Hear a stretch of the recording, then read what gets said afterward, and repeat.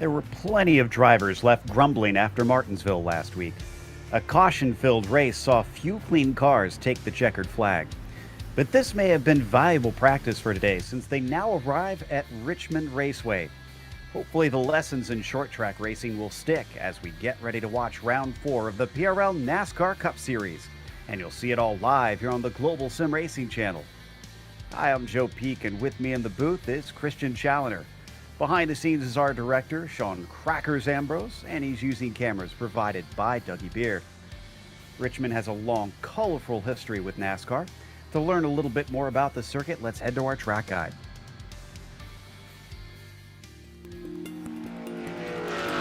Welcome to Richmond Raceway. Richmond is known as the action track, and it's real easy to see how. The unique D-shaped oval allows drivers to reach a lot of speed into turn 1. Richmond has long been known as a short track that races like a super speedway. With its multiple racing grooves and a history of some beating and banging, Richmond is a fan favorite and driver favorite as well. The Little Virginia short track has 14 degrees of banking in the corners, with 8 degrees awaiting the drivers on the front stretch. No matter what vehicle you drive here at Richmond, tight in the center is usually what you end up fighting the most, based around the fact that drivers are carrying such high speeds into the corners each and every single lap.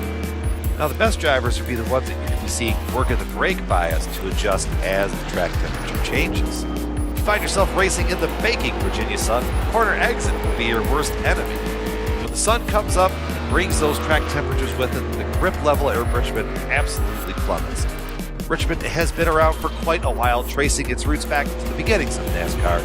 With a recent renovation, it's proud to be in NASCAR for quite some time, which isn't a bad thing if you ask me. This has been our guide to the Richmond Raceway. Sit back and enjoy the show.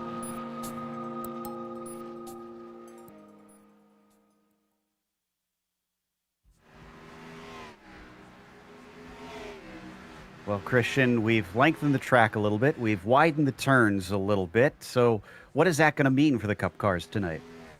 Well, it's still short track racing. I mean, it's a 3/4 mile track tonight instead of a half-mile track. And as you say, the corner's a little bit wider, 14 degrees of banking. But it is a track where if yellows come out, they have a tendency to keep coming out. So you're going to have to watch out for that. Yes, hopefully we won't get too much of that, especially after last week, unfortunately. But before we get to the rest of the racing, we want to remind you that today's race is brought to you by SimMSA. Simulation Motorsports Affinity provides many consulting services, from completely customizing simulators to managing teams, individual drivers, and complete events. They're working hard to bring everyone together at one place to support and promote sim racing internationally. Find out how you can bridge the gap between virtual and real motorsports at SIMMSA.net. The PRL NASCAR Cup Series is also brought to you by NinjaTrader. Ready to compete against the financial markets? Supporting over 60,000 users across the globe, NinjaTrader provides award-winning trading software and brokerage services. NinjaTrader is always free to use for advanced charting, backtesting, and trade simulation. Visit NinjaTrader.com to get started with a risk-free trading simulator and start tracking your performance. Today's broadcast is also proudly sponsored by ButtKicker. ButtKicker products add an incredible immersion and realism to any game. Feel every nuance and truly put yourself in the driver's seat. Check them out at thebuttkicker.com. Now, the championship, of course, was certainly moved around a bit by last week. James O'Brien now up on the top spot with Matthew Longmire 3 points back and Bradley Hawley down in third. Then you get a bit of a jump before you get back to Richard Regan Jr., but his victory obviously helped scoot him a little ways up. Alex Pellerin rounds out your top 5. It's early in the season, so naturally that's why we're only seeing 19 splitting those drivers. What about the team's championship currently, Christian? Well, no surprises really with 2 drivers in the top 5 in drivers' points. Private label Team Hype lead the team standings with a 20-point lead over Connor Hall eSports. Waterback Racing Black are still pretty close. They're 27 points off the lead. A little bit further back and forth is James Bird Racing, 67 points off the lead, with a small advantage, only 2 points over Wedgehammer Racing in fifth. And of course, for today's event details in particular, we are in round 4, as we mentioned. 200 laps that they're going to be doing around here. They also have no spare car, so if you damage it, you've got to come down pit lane, hope that you can get some of that sheet metal banged away and back into position. And of course, it is an open setup series, so drivers can try and get them how they like to drive them around here and hopefully have a nice fast setup that is comfortable over the long run in case we do get a long green flag stretch. 24 incident limit will send you out of the races. That is a disqualification if you're a little bit too messy out there. We're waiting for the rest of the warm-up to finish up here. Christian, you mentioned that the cautions often tend to breed cautions at this track. We certainly saw that last week at Martinsville, but so different in nature with the heavy braking that track sees. What do you think the drivers will need to do differently to try and prevent those cautions from coming out this week? Well, something about this racetrack is it's always been one where you kind of try and pin the yellow line around the bottom of the racetrack as much as possible, but since the track surface update, you can run the top a little bit. You can't really make lap time up on the top, but what you can do is you can actually use it as quite a good defensive tool. So what we're probably going to see on restarts and on the initial start is drivers being able to hang on to the top line for a while until they can get an opening on the bottom without going all the way to the tail end of the field. So there's a little bit less of an emphasis on trying to fight immediately to the bottom like there has been at this track in the past. But passing is actually a little bit more difficult because of that, because the top line can defend a little bit more than they had been able to. It means that it's not quite so easy to just get underneath someone and immediately kind of take that position away. It's moved away from that kind of old Bristol style where everybody was just pinned to the bottom of the racetrack. Now, you say that about using the high line. My experience, what little I've had trying to race around here, always seems to send me into the outside wall out of two. Are drivers who run that high line kind of at risk of finding themselves understeering or even oversteering out into there? Yeah, turn 2 exit is difficult pretty much no matter what line you're on, to be honest. It's kind of a nasty corner. It straightens up and drops off the banking right at the point when actually you kind of need it most. So it's always really difficult, even as a single car, to avoid kind of ending up running out into the outside wall or kind of just spinning up the rear tires as you come off the corner. Turn 4 is a little bit more forgiving, but it is always difficult to kind of get down the front stretch because it's sort of that constant curve. But yeah, turn 2, especially with 2x2 on restarts, is always a dangerous point. It's kind of a natural choke point, and if there's a wreck on a restart out of there, it collects everybody behind it.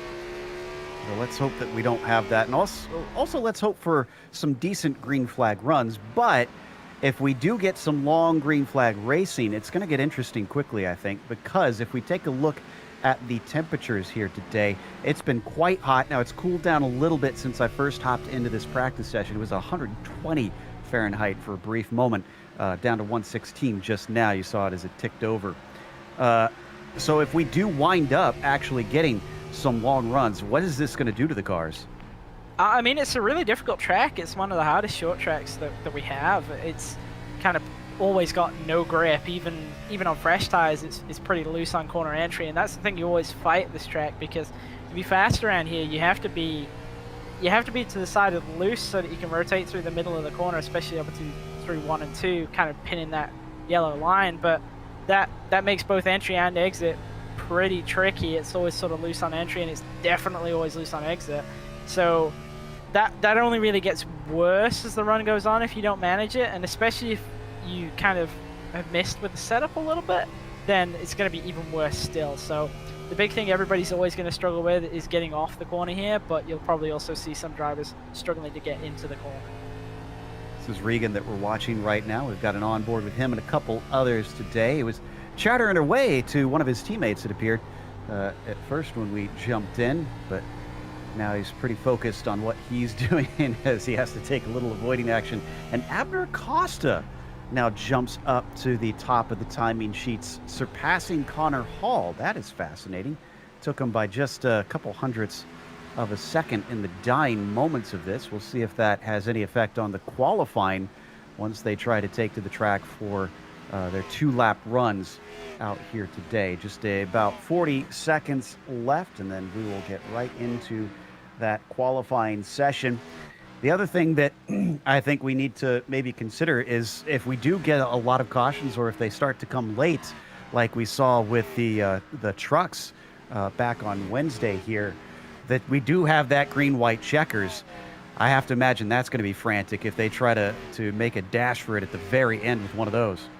Yeah, always. That's always kind of a situation that you never really want to have around this racetrack. Obviously, it's even worse so if you're in kind of a top 5, top 10 position, because you know that it has a tendency to go bad. You know that people will get aggressive on those late race restarts, and it's actually going to be interesting to see if we do get this in under the time limit, because even with no cautions, it's probably going to take around about an hour and 10 minutes to complete.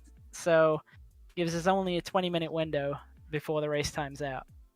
Yeah, that is surprisingly tight. I was not aware that it was so close to that.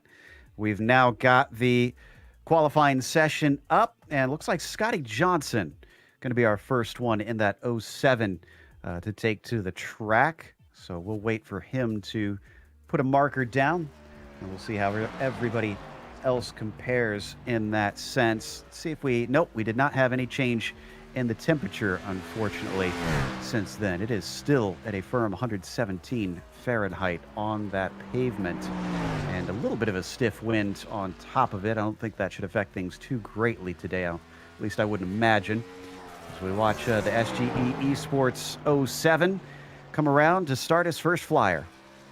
Yeah, around the middle there on his Canada lap and first lap, so all going for the second lap. But it doesn't actually look like he's really wanting to trouble the bottom there, which is a little bit surprising. He's definitely not going to make a fast lap running the middle like that.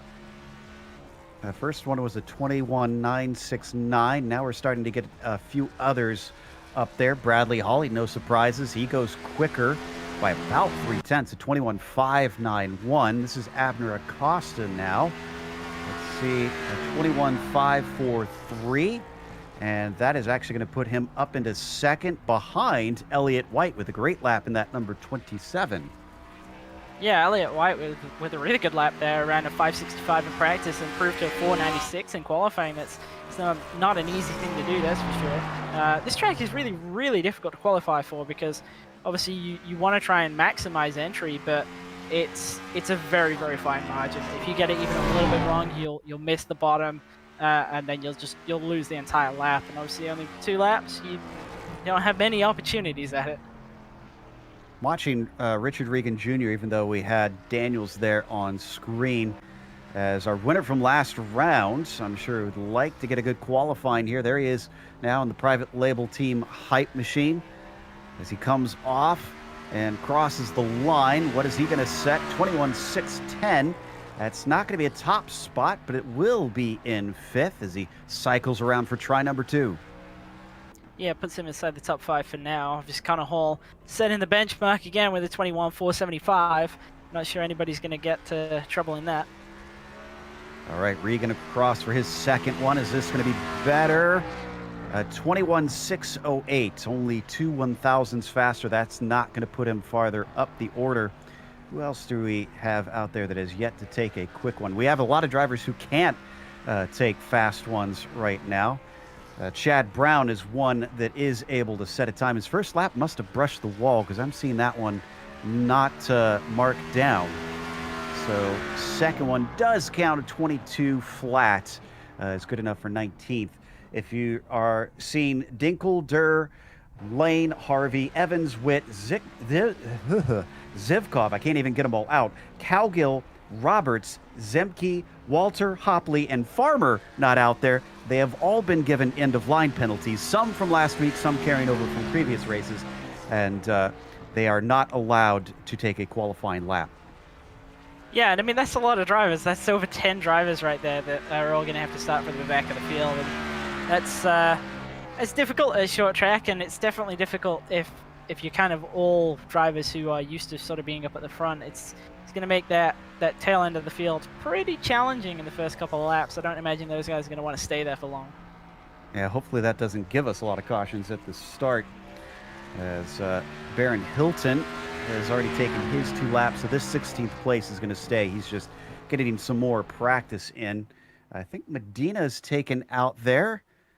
Now, Medina has already put one lap down, so this one that he's coming around for, I'm guessing, is not going to be a fast one since he's just exited pit lane. There you can see the 24 coming across the line. Yeah, that one does not count either, so a bit unusual there for whatever happened to Jose Medina. That gives us 21 drivers who have managed to set a time out of 30 plus. They're going to be taking part out here today. It is a full field for a 200-lap event around Richmond Raceway, with some drivers still licking their wounds after a bruising race at Martinsville. Let's hope that today puts on some fun and maybe a little bit more green flag racing than what we experienced before. The last few seconds are ticking down, so we're getting ready to grid up here for round 4. And it looks like the session has moved over and the drivers are allowed to grid. So let's go through our starting positions with Connor Hall putting it on the pole. And then it is Elliott White starting next to him in second. Abner Acosta will be P3.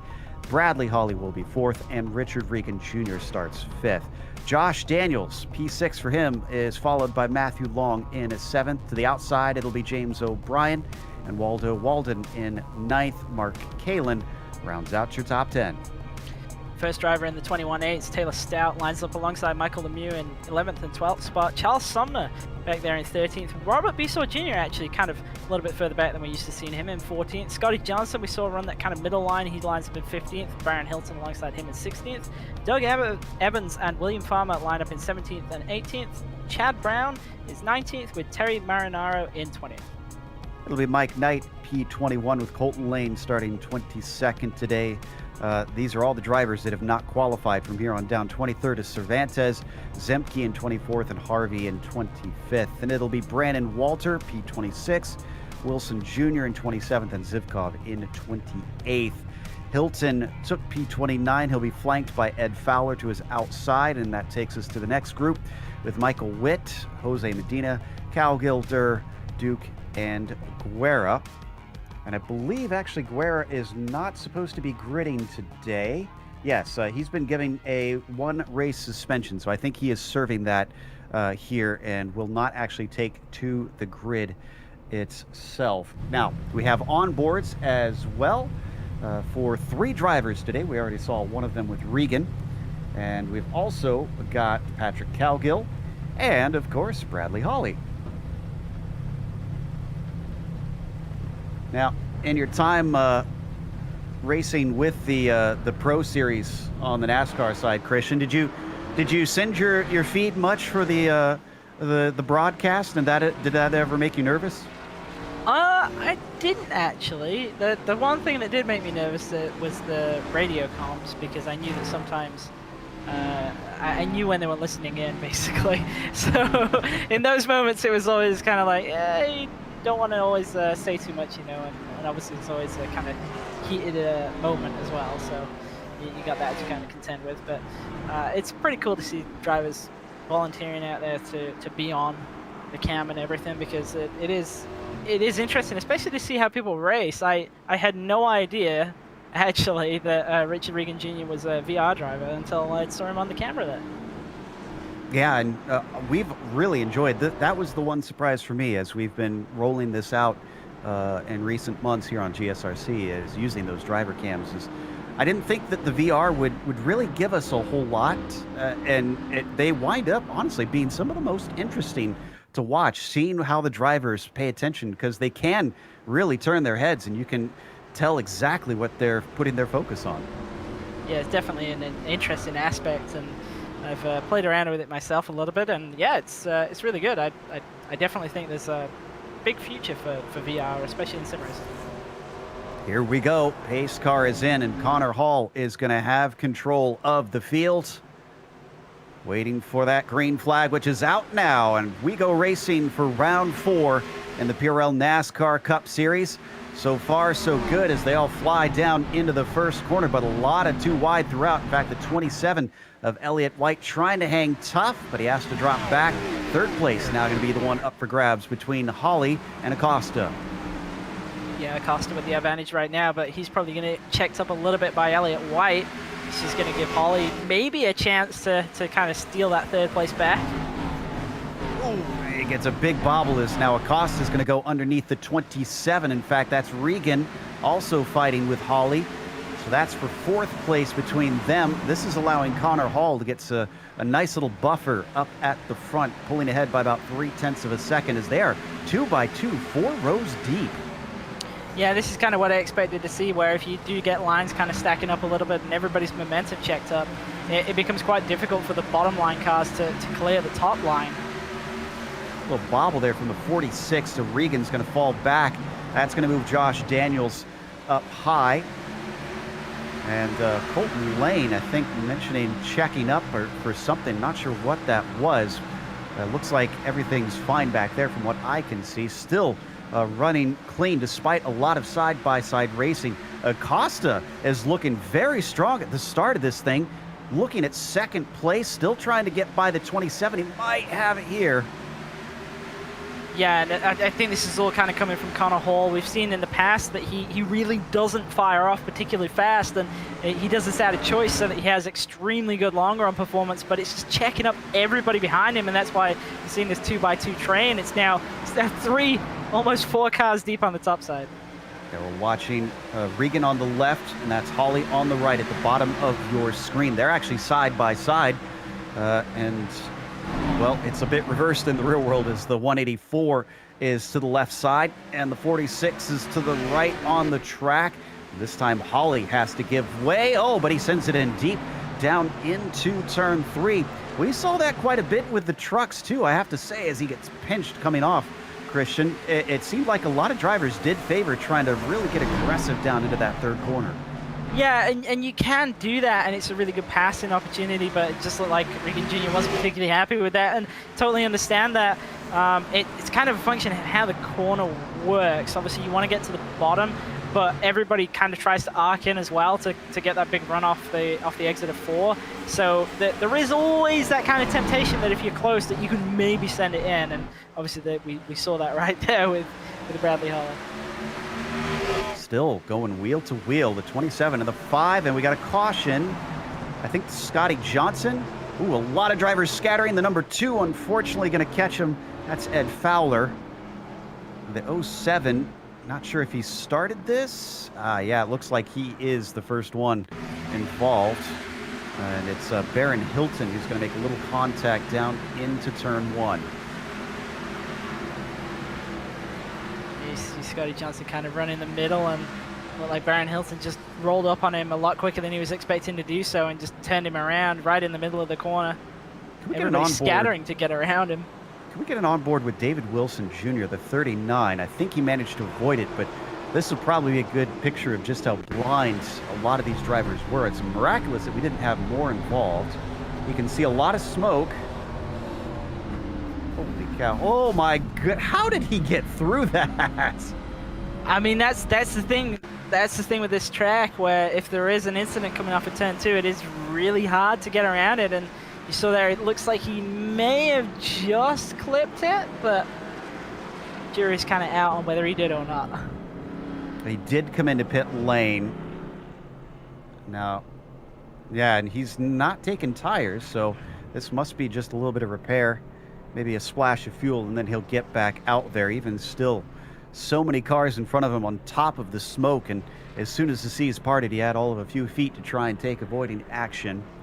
So what does this do to our order at the top? Where did they place out? It looks like Hall and White are your top 2, as Acosta was not able to get by him or catch the caution flag at the right time. He'll restart from 3rd as Regan will be 4th and Holly will be P5. Highest driver to have pitted in that group that has come back out appears to be Jose Medina. He's in 25th. Yeah, I'm not really sure there's much advantage in pitting so early in this race. Obviously, yeah, tires are important, but it is a long race. It looks like the 2 of Fowler had to lose a lap, unfortunately, with his pit stop, as he's being sent to the back now after exiting pit lane. That has got to be frustrating, but it is a long race. Hopefully I'll have a chance to maybe try and make that back up, get on the lead lap, and compete once again. That was a lot more side-by-side racing than I have to admit I was expecting. Thankfully, it seemed like it was going pretty well. Nothing felt too aggressive to me. Yeah, it was very, very clean, actually. I was kind of surprised as well. I did expect to see Connor Hall kind of slowing the pace a little bit. We do know that he does this, and that's kind of why everybody was stacking up behind. But to see everybody able to run too wide for a significant number of laps, and everybody was really kind of giving each other respect, and we saw a little bit of an altercation, so to speak, between Regan Jr. and Holly. But other than that, yeah, it was very, very clean and no incidents at the front. All right, getting ready to restart as they're racked up once again. 22 going to have control as the pace car is in, and he's on it early this time. Big jump over White. Here comes Abner Acosta. He wanted that second place for a long time, and this time it looks like he's got it. Yeah, White was just really, really slow on the firing off right there, and it kind of checked up the top line, pulled all those guys back. Goes mostly single file behind them, except for, of course, Regan and Holly once again, as Richard tries to go down low one, and he just can't get the car to accelerate off that low line. Now, oh no, I take that back. He's gotten ahead by the time they get into the first corner. Thought for sure he was not going to be able to compete, and still they battle as they come down the backstretch behind them. That's Matthew Long in the 28, kind of watching everything from the popcorn position. Yeah, I don't think Holly's too happy with Regan Jr. here. He's actually just been kind of ended up in the fence again there on the front stretch. But last time by, he definitely got the wall coming off of 4. And these two are kind of really going at it early on. Always hard to tell if he's happy or not when we watch his onboard, because he has one of the most intense faces that we've seen. And is that a battle for the lead? It is. Acosta gets underneath Hall, and he is going to get the lead away. So Hall may be backing it up a little too much. Yeah, and I think that's kind of, I'm not going to say it's a mistake, but you never want to lose control of restarts, especially the short track, because it's such a key way of kind of maintaining control of the race. And it sounds obvious, but it really is. You kind of have that inherent jump on restarts as the yellow is out again. And this one looks like James Duke. Yeah, the 76 is facing the wrong way on the backstretch there for a moment. Heavy damage to the nose as well. Oh, yeah, he's going to get a hit from Mike Knight, it appears. Knight's going to smack the outside wall, and poor Duke was not at the right place. Yeah, very unfortunate right there. And that's something that you see a lot at this racetrack. Obviously, the car on the top side makes a little error, gets tight, gets into the wall, but bounces straight back down into the path of the car underneath. And the track's not very wide, the walls are very close, so it inevitably ends up with someone going to the inside wall. And that someone was Duke for this case, so we got another quick caution after that one. Not a good sign for us, but not the end of the world quite yet. And the interesting thing about Acosta is I seem to recall, I'm trying to remember if it was the Cup cars or the trucks, that we've seen him try to kind of dance away from things before, and that come back to bite him. So I'm not sure if this is going to be a repeat of that, and the 5 will start to pay for it later on if he keeps pulling away from the field, or if he's kind of harnessed those demons and figure out how to manage the tires and be fast. Yeah, we've seen him have very, very strong kind of raw pace, like kind of hot lap pace and short run pace, but sometimes long run pace is come a little bit undone. But obviously if the race continues to kind of go repeated cautions, it's probably actually going to play into his hands. But that said, I think if Connor Hall starts going further back into the pack, he'll realize that he kind of can't run that strategy for much longer, and we'll see him move his way back up to the front of the field. The other driver I see pitting this time is Baron Hilton, and remember he was involved in a bit of an incident. Actually, for some reason Hilton's got damage on the back, but he tipped another car in the incident he was involved with. I'm not sure how he got damage on the rear bumper, unless it was from something completely separate there. So we'll have to check into that a little bit later and see if we can solve that mystery. Let's see if the lights go off on the pace car this time. As if so, we will get restarted on lap 21. So there are 2 cautions within the first 20 laps so far. So it looks like we're not going to get restarted. Lap 22 then is looking likely for the next restart. So far, everybody except James Duke out still racing. I'm not sure if we'll see the 76 return to the track after such a hard hit, but there is plenty of time to try and repair it and see if he can salvage points for the remainder of the day. Of the green flag racing that we have had, some of the drivers that were given those EOL penalties or just elected not to qualify of their own volition have been climbing forward. One of the big ones that I'm seeing is Brandon Walter in the 99 has gone from 26th up to 15th right now. Yeah, pretty big mover. Obviously not had many racing laps to kind of move up the field, but hasn't pitted whilst others around him have, and obviously has been doing some driving to move up through the field, because other drivers who started around about kind of his position who are still out on track who haven't pitted are not as high up. So yeah, doing a great job so far. Okay, now we go side by side once again. Let's see if we can keep this one a little bit more clean. And the 5 will have control this time for the first time instead of Connor Hall. He elects to take the low side, just like Hall did both times, as they come past the pit entry, and green flag is out. Decent jump for Acosta, but a very good start for Richard Regan. He's going to get below Connor Hall, but can't quite fully clear him. He's got a nose ahead, can't drift out to the outside quite yet. Now he's clear. Yeah, Regan got a superb restart right there. Obviously able to get right to the back of Abner Acosta. Nearly had a run for the lead. Not enough for that quite yet, though. So he's going to slot into second. Hall now losing yet another position down to third. It's Elliott White behind him, with Bradley Hawley running in 5th. Very single file compared to what we saw on the previous 2 restarts. In fact, there you can see as they come down the backstretch, it goes way down to about 18th before you get some side-by-side battling. Yeah, and the bottom of the racetrack, obviously on that yellow line, it is the preferred way around. So drivers who are kind of just picking their way through the field, you're not going to see them really kind of get excited about getting stuck on the top side. Regan Jr. was our winner back at Martinsville, showing he's still a pretty good short track racer, as he's got himself now up to 2nd after starting from P5 and already threatening for a potential win, as we're now watching James O'Brien back here in that number 9 underneath Mark Kalin, and he's not going to have the job done yet. Yeah, Kalin having another strong run. Obviously started in 10th, running in 8th right now. Surprised James O'Brien kind of towards the back end of the top 10. Obviously doesn't look content to stay there, though.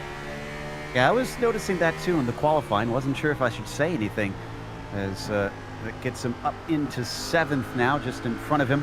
That is Matthew Long, who's starting to put a lot of pressure on Bradley Hawley. Yeah, and I do think that Bradley Hawley does have some right side damage. We'll have to see if he spends a little bit longer in the pit box when he does come down to try and fix that up. But that it is a short track, but it's still not going to help you. This place is still pretty aero dependent, even though it's on the low downforce package. And as we rode on board with Hawley, we could definitely see O'Brien poking out, and he's going to do it again. This time he's going to get the overlap on Long, coming through 3 and 4. And if he does find the traction, which he does, he's going to easily get himself into 6th. There's going to be another one, unfortunately, for Long, because there goes Kalin, who took advantage of the situation. The 62 gets himself underneath, but can't get the power down. Yeah, a little bit surprised to see Matthew Long going backwards at this point. Obviously, we know that he can have strong runs in the series, and actually one of the newcomers this season, so to speak, who has actually been really impressive. Obviously, running consistently kind of inside the top 10 and challenging for top 5s. Certainly, and Kalin not able to overtake Long. He has to back out of it eventually. Now, behind them is the 77 of Josh Daniels. And Daniels is an interesting one after the Martinsville race. There was obviously a lot of talk amongst the drivers, as up in front you can see a little bit of a fight between O'Brien and Hawley. I'm not sure if the 9 is going to be able to complete that pass. Nope, he backs out of it. But Daniels piped up and was definitely encouraging drivers to learn how to stay clean and keep long run pace, and offered up lessons for anybody who wanted to get some, and kind of touted how hard he's worked at doing that. And I'd say it's working well here as the 77 is up to 9th. Yeah, and Josh Daniels is always a driver who's putting in a lot of practice and a lot of setup time for these races, and you can kind of always see that in terms of how he gets around the track. Even if he's not necessarily fighting for the wins, he's always looking very consistent. Ooh, lead side by side. That's Regan, who managed to get a run down into the first corner. Acosta does not defend, though he holds the high line. Down into 3 and 4. Is this job done? It looks to be the case. Regan back to the front very quickly. Only 30 laps in, and he's pushed himself to the point. Yeah, it looked like Abner Acosta was not keen to really fight him so early on in the race, and looks like Richie Regan Jr. has just got a little bit more pace right now. Oh, and someone must have spun. I saw some smoke there, and I'm hearing some calls about a slow car down low. Was that maybe Ed Fowler? Yeah, that was Ed Fowler. Oh, he blew his engine. So, don't need a replay of this. The 2, however, thankfully was towards the tail of the field. Pulled off the racing line. No caution. Got a nice little fight here between Holly, O'Brien, and Matthew Long. This is for 5th position. O'Brien's tried this before. It didn't work before, but he's going to give it another go. He gets the overlap. They wheel it through 1 and 2, but Holly has seemed to have sussed out this high line pretty well. He's once again holding the nose ahead. Yeah, high line is definitely very good for defensive players, because off the corner you tend to get a really, really good run. Obviously down through to turn 1, it's a little bit of a curve, so the advantage has gone to the 9, but it all comes down to whether the 9 can get off of turn 2 better than Bradley Holly can. At that time, he definitely did. And unfortunately for Holly, Matthew Long's going to try and capitalize as well. And he does get beside Bradley Holly as the multi-time champion. Once again, looking to really push the car off the corner, accelerate past, and be able to shut the door. But no, the 28 has his foot in there. We watch the onboard as he continues to try and play defense down into turn 3 one more time. Been a bit freight trained so far in this exchange, and across the line, even though he's hanging tough, Long's starting to make progress. Yeah, you can kind of see on the onboard there how difficult it is for him to just get off the corner. You see a lot of wheel movement right around the exit. He's really fighting that, trying to get the power down, but obviously keep the car underneath him at the same time. And that's one of the big challenges of this track. And you see coming off the 4, even the back end of the 28's kind of yawed out a little bit towards the wall. So everybody is fighting this. And really, when you're watching and you see a car that looks really in control, if you ever get to watch the onboard, you'll realize that it's not. If it looks in control, it's just that the driver is exceptionally good at this track. So that moves Holly down to 7th and Long up to 6th. O'Brien making good on what seems to have been maybe an uncharacteristic qualifying for him, cracking into the top 5. Next for him is going to be Elliott White in the 27. Only has about 3/10 to get to him, but then it's a huge breakaway. It's about a second and some change up to Connor Hall in 3rd. Yeah, and Connor Hall is starting to slowly close the gap to Richard Regan Jr. He's about 0.5 faster on the last time by, so it looks like he's decided that now is the time to get the pace out of the car. Abner Acosta is starting to fall off considerably worse, I would say, than Richard Regan Jr. He was almost 0.2 slower that last time by, and you can see the gap has kind of ballooned out already to 1.5 seconds between the pair. As we ride on board with Hall, that visual marker between Regan and Acosta is drastic. A much shallower entry for Connor compared to Abner, but he can't get the nose inside, so he stays behind. And whoa, we looked away for 2 seconds and O'Brien's already overtaken White. Yeah, O'Brien obviously must have heard us talking about him running around at the back end of the top 10 and has decided that he should be back in the top 5 like he normally is. I went to see if there was any sort of contact with the wall or a big mistake, and no, nothing. O'Brien just has had fantastic pace and overtook Long. overtook White rather, in the traditional way. As we got side by side yet again, Connor Hall and Acosta this time. Connor gets to the inside. The 5 can't really fight it too hard. And once again, we're seeing Abner Acosta just struggling to keep the pace up over the long term. Yeah, and it's a difficult thing to kind of learn, because obviously you always want to get the track position. It's always the most important thing as another yellow comes out. I'm trying to figure out. Oh, Terry Marinero, I think, involved in this one. The 33. This is Mike Knight involved in it. Now, this one's a little bizarre. As we look at the replay, you'll see Knight get into Marinero. It almost looks like Mike blocks the car up on entry. Yeah, it definitely looks that way. It looks like he just got in too deep, realized he was going to go up the racetrack, and got on the pedal really hard, and actually made his situation worse and drifted up into Marinaro on the top side there. But lucky for everybody involved, really. Nobody got turned fully around, nobody lost a lap, and no major damage to anybody involved as well. Yeah, Terry caught it, didn't hit the wall, and managed to keep going. Okay, so we're 46 laps in at this point, and yeah, it appears that pretty much all of the leaders have said that's about far enough. It's time for our first scheduled stops. Yeah, no surprises really to see everybody coming down for 4 tires and fuel here. I don't think anybody can get to the end in terms of lap count from here, but especially if we keep getting cautions kind of at a rate of 1 every 15 to 20 laps, then the likelihood of us completing the full distance is definitely low. Watching to see if anybody misses their pit stalls. It's actually very, very clean throughout the field at this point. But now who can get the service done and get out the quickest, as we're watching Connor Hall, who had that pole position. Regan is out first, and I think Hall got out in second ahead of Acosta, but barely.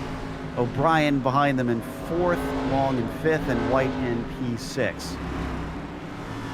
Yeah, it looked like it was pretty close at the cone, but I actually think that third spot for Abner Acosta on the restart is probably a little bit better than restarting second on the outside. Yeah, that's a good point. Seen a couple drivers really get caught napping on those restarts as they catch up to the pace car now. And let's see, do we have a lucky dog for this one? Did we already give that one back? I'm not seeing, unless it was James Duke potentially.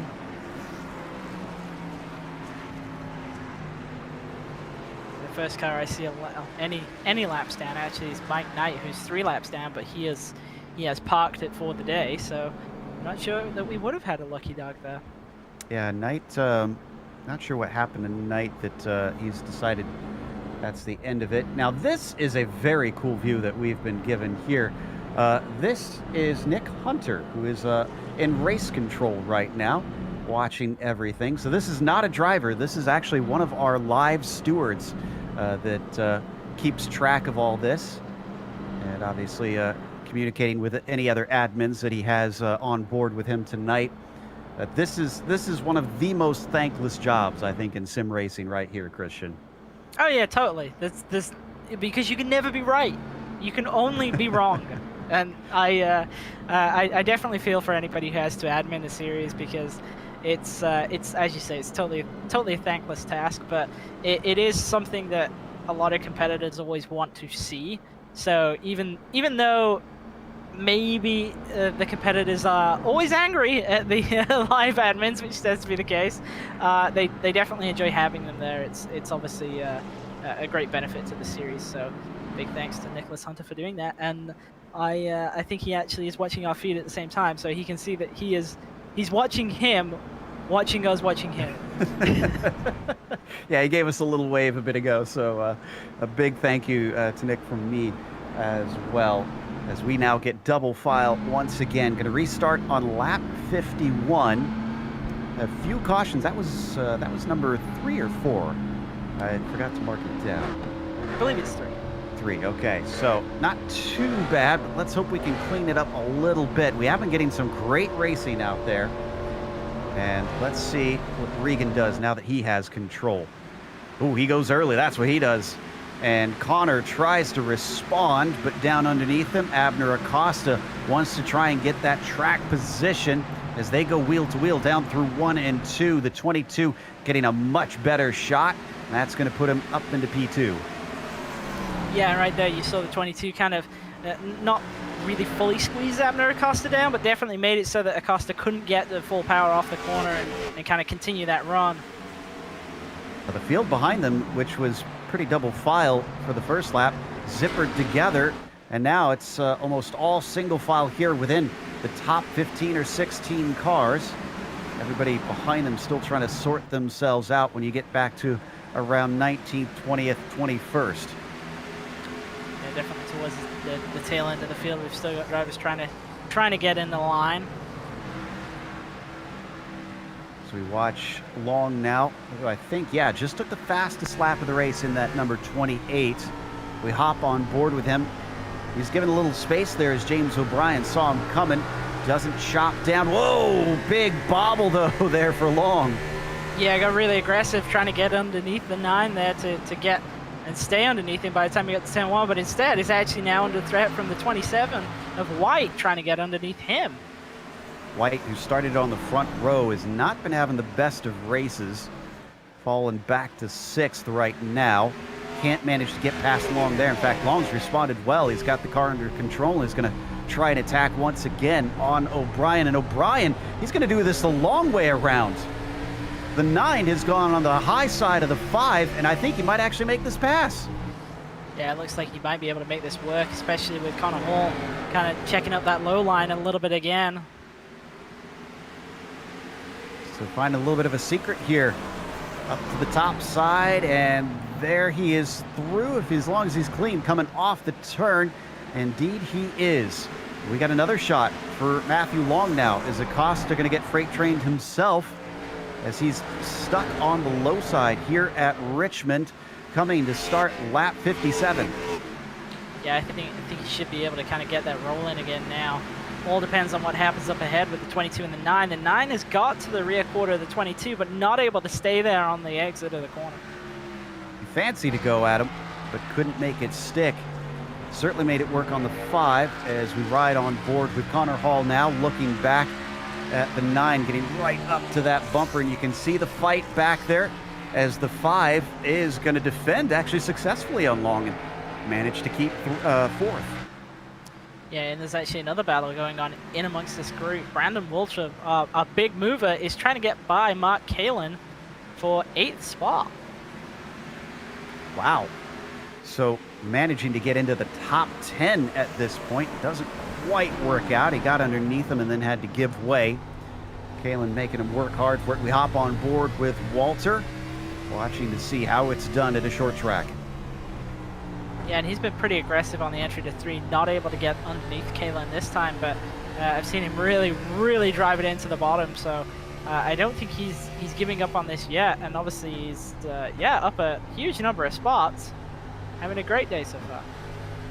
Getting a little stacked up in front of him, and it looks like the plug for the time being is Acosta, keeping Long at bay, and now it's White, Daniels, Kalin, who's now popping to the high side as he finds the 99 underneath him. Walter not tracking out a whole lot, it seems, but stays shallow, coming down into the first corner, allows him to get alongside Kalin, and he holds it coming down the backstretch. It's not done yet. Through 3 and 4, once again, wheel to wheel. Still, I'm a bit surprised. Walter not really using as much of the track as he could. Yeah, coming off of 4, he's kind of giving the 62 a decent bit of room, but then off of 2, it's always kind of close, but then into 3, he just drives it in so much deeper than Kalin does on the top side, and that's really where he's kind of moving forwards, but it's all going to come down to if he can actually get off turn 4 better than Kalin can, so that he can kind of keep gaining rather than just gaining on the entry of 3, and he has managed to get it done there. All right, so Walter now up to 8th position. That dropped them off of the 77 of Daniels just slightly, so We'll see if, what was he? Diamonds off 3 and 4 quite a bit. Really chopped down at the end to try and get himself the launch, see if he can catch up. Before I said it was Acosta plugging things up. Well, Acosta's run back down to O'Brien, and instead, the driver that we were earmarking before is someone who tends to try and conserve and play a little bit of a slower pace. Connor Hall in second is 2.5 seconds behind Richard Regan Jr. and now has something like 11 cars behind him. Yeah, and James O'Brien kind of had an opportunity to sort of force him at the racetrack there into one, and was really sort of overly nice to him, I would say. I think he was definitely there, and he could have got underneath him there in turn one and chose not to. He's going to try the high side again. Can't quite get it off of turn 4. And Patrick Cowgill is on pit lane. I'm not sure. Oh, don't need to go to this, but he had a single car accident coming out of turn 4, smacked the wall. Enough damage that he had to take it to him. Again, no caution for that one. Yeah, Cowgill started back there in 33rd, so definitely not a good day for him. So as they once again continue on in the train behind Connor Hall, he is managing to pull away just slightly from O'Brien, so maybe once again listening to us a little bit and responding, tired of being called slow and too easy on things. He's picking up the pace and stretching away. Yeah, it looks like he's decided that that's enough of a gap, and he's not willing to give up anymore. And now he's going to make the attempt to run Richard Regan Jr. back down. Yeah, Regan's actually already dealing with traffic up in front of them. The modified-looking number 76 of James Duke had to get out of the way. There we see from above, it is getting a little bit of a conveyor belt look to it. Just a small gap up at the very front between the tail of the field and the front. Yeah, and lap traffic really will play a big part in this, because you've got to obviously be pretty efficient at getting through it. And obviously those drivers are within their rights to fight you for it. They don't want to go a lap down. Certainly, especially if they're also in a battle for position. Of course, it's just as important for them. We're on board with third place runner James O'Brien now, about half second back from Connor Hall. Looks like the 76 sees them coming. He's going to back out of it. Behind O'Brien, I noticed that Acosta and Long are still pretty tight together. That is for a 4th spot. Yeah, we kind of got a lot of 2-car battles going on within a train of cars, so to speak. Oh, and sorry, that was the lapped car who didn't realize that Acosta was coming. I think he may have shoved him into the wall accidentally there. Let's get a replay from above on that one. See if we can actually see whether or not he hit the wall.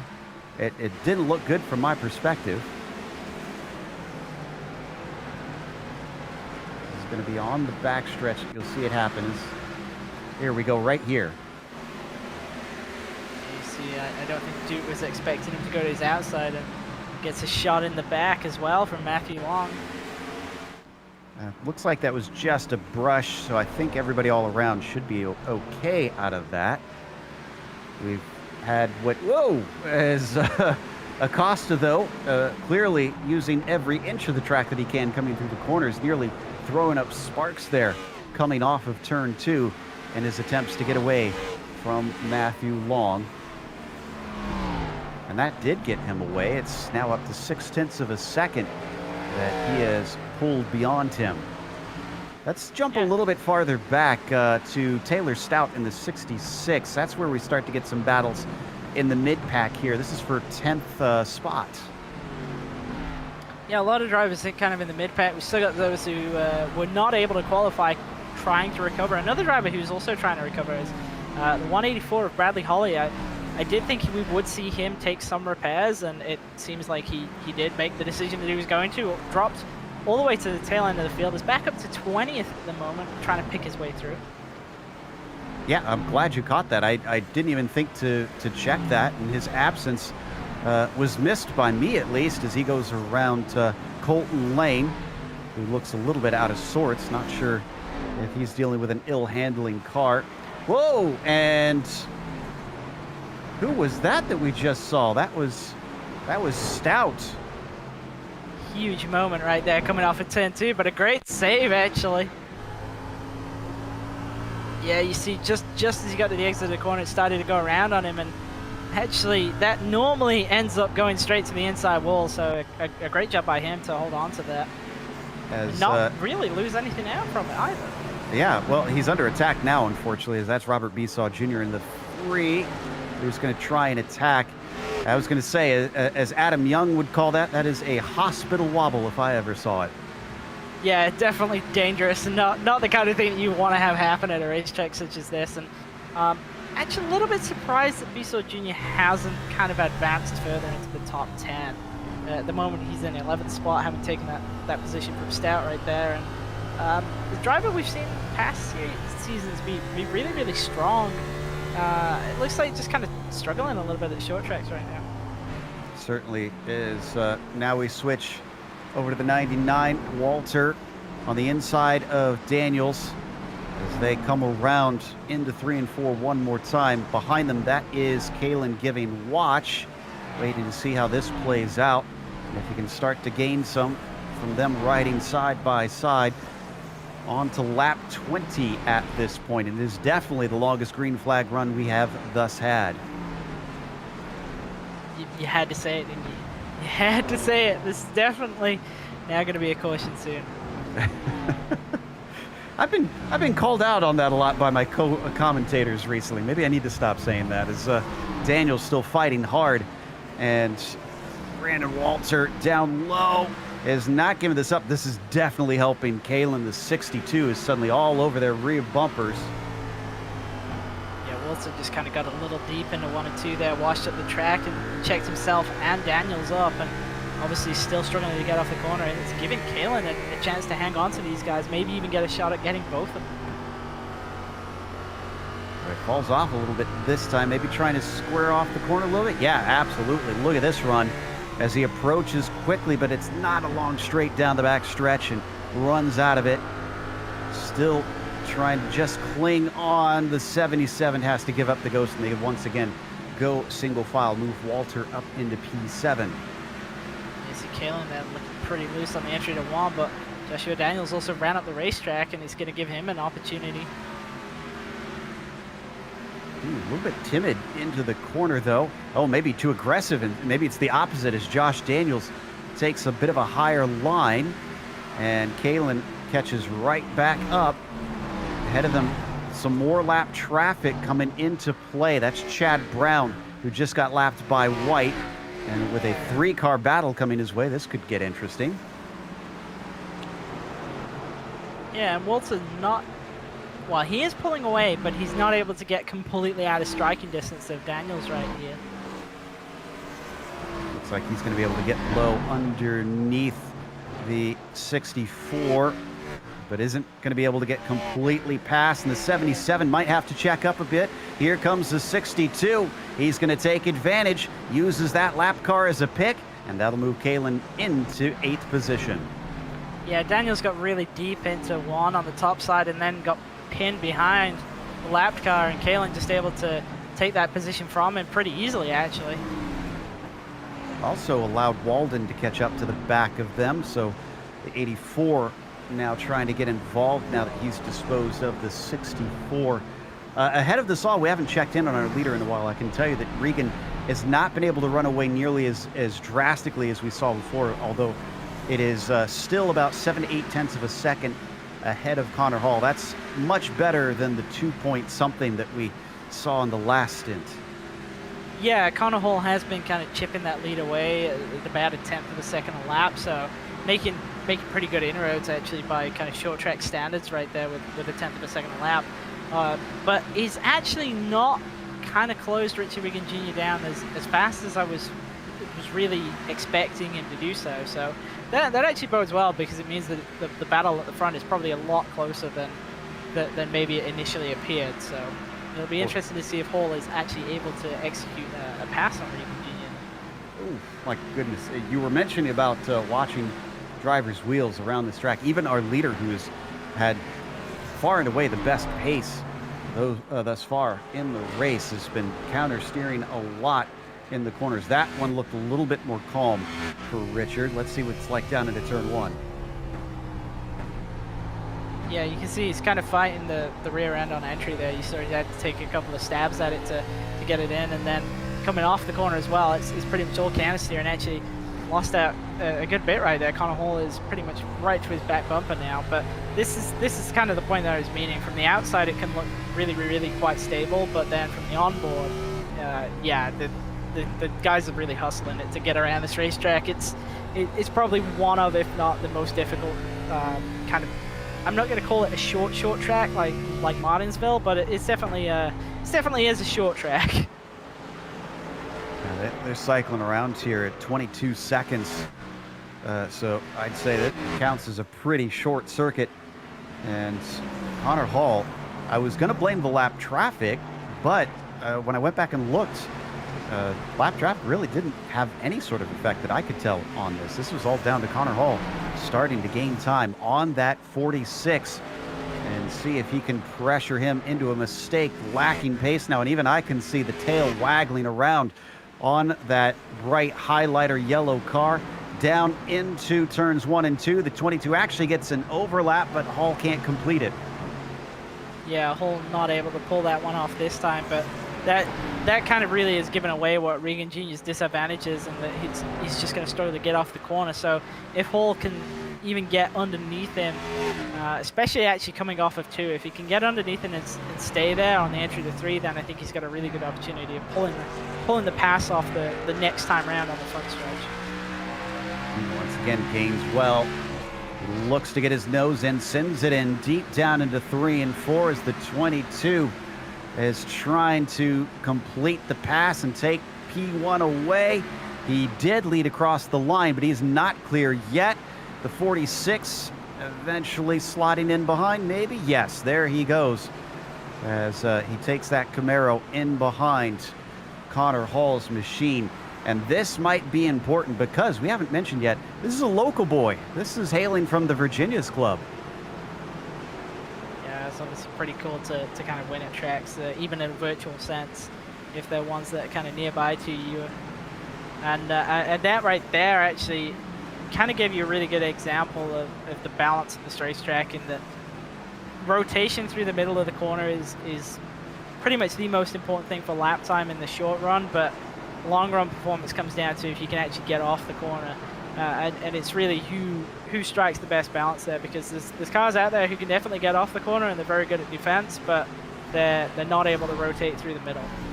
Regan's already back by 0.8 of a second. He's dropping fast as we take a look at Long, and another driver dealing with lap traffic. Medina up to the high side as he chases P4. That's Acosta and the yellow and black machine.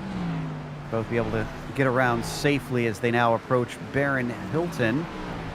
We are on 50 laps? Yeah, 50 to 51 laps since our last pit stop for a lot of drivers. So at what point do we see a few maybe elect to come in?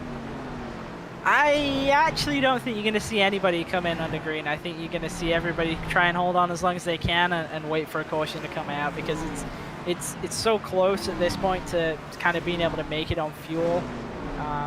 Definitely you're not going to see drivers come down for a significant amount of time. Probably at minimum, I would say another 20 laps.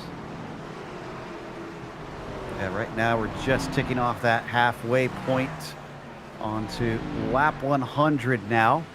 My goodness, Hall is 1.5 seconds ahead of Regan. What in the world happened to Richard? I think Regan Jr. just lost all the drive off that he had off the corner, and that's really what's hurting him. As we saw when he was with Hall, he's able to get through the corner well. He just can't get off at turn 4. But O'Brien's really moving. O'Brien's actually running faster lap times right now than Connor Hall is. Wow, yeah, and he just took second place away from Richard Regan Jr. So Regan has mercifully 3.7 seconds back to Acosta, so it's a decently large gap before he is under attack again. This is the laps between O'Brien and Hall. This is our top 2 right now.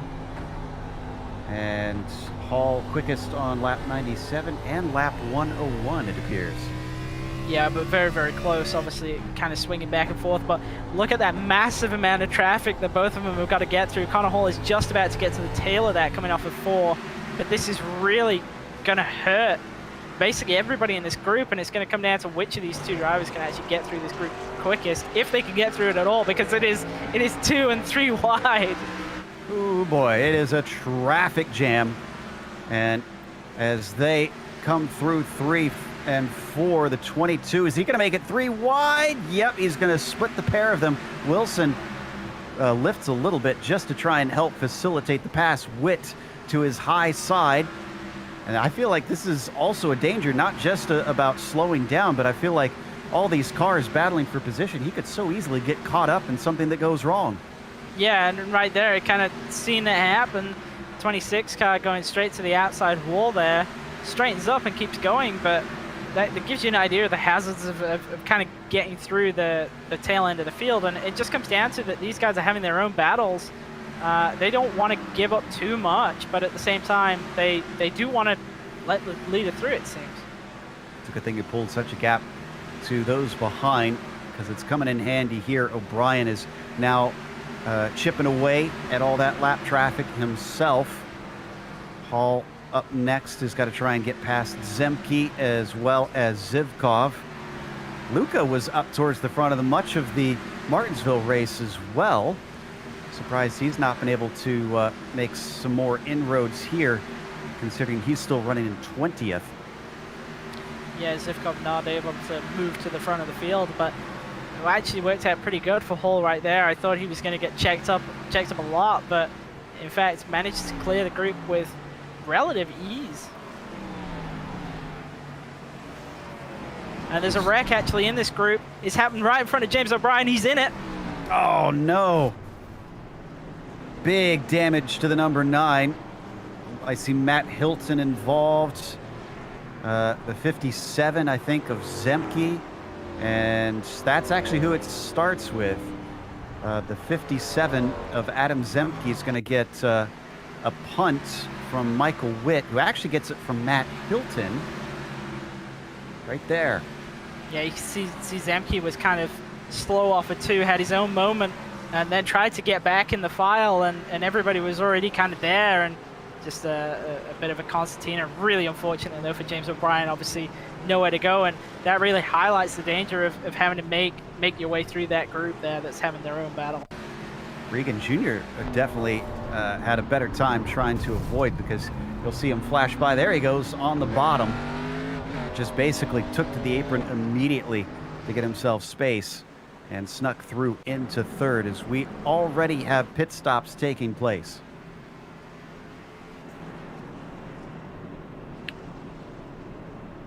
Yeah, 50 to 55 lap run there under green, so no surprise to see everybody come down for 4 tires and fuel, and they would be able to make it to the end here for sure on fuel. So I don't expect you would see any stops on the green from this point. Oh, and Zivkov stayed out, I think, just to get his lap back. Connor Hall was the first out from the pits, naturally. Regan out 2nd, Acosta 3rd, and White 4th. And yeah, there goes Zivkov. He's coming down into pit lane here, so he's finally coming in for his stop.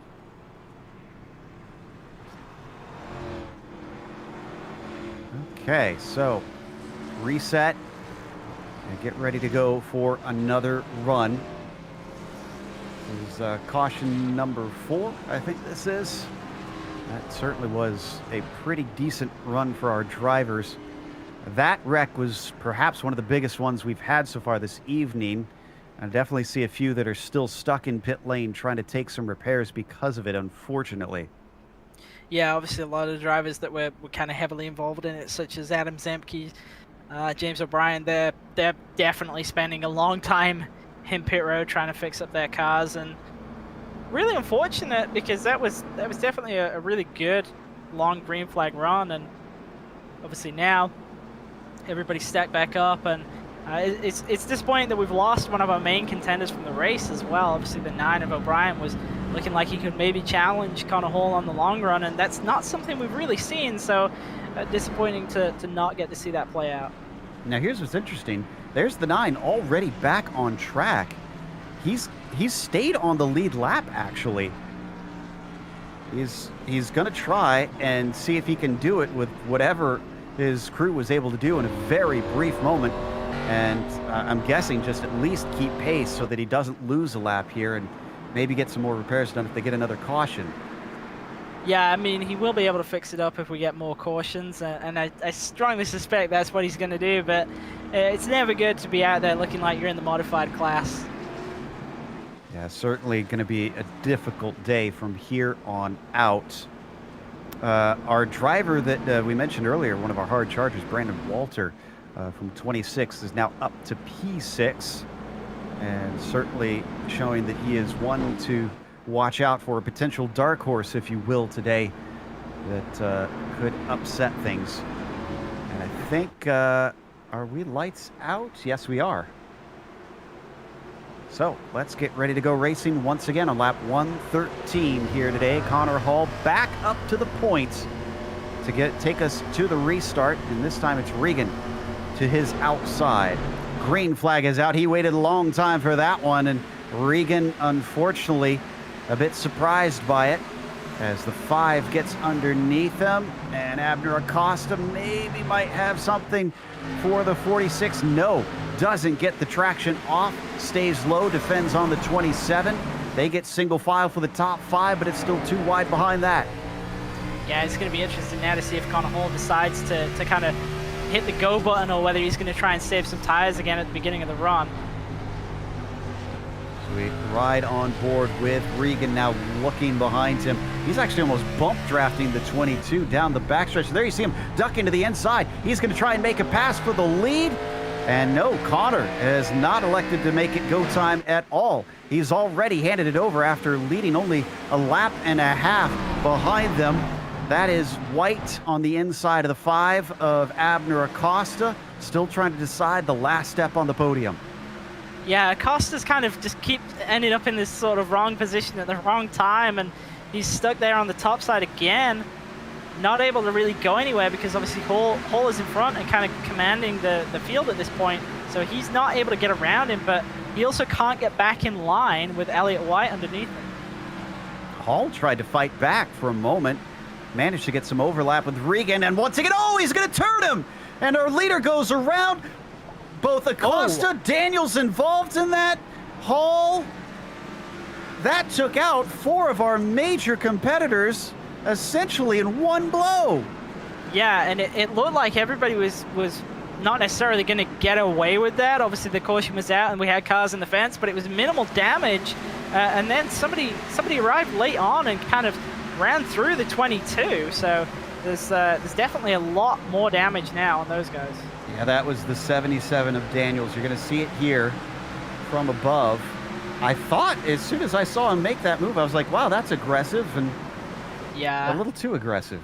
I mean, there was no overlap on the straight, and there you see Daniels run through the 22 as he's up by the fence. And I mean, I can understand the bottom was sort of open there, but I think it was pretty much always going to close. Regan Jr. was always going to go down into that. And it was a little bit optimistic, I would say, of Hall to think that he was going to be able to get there and be given that line.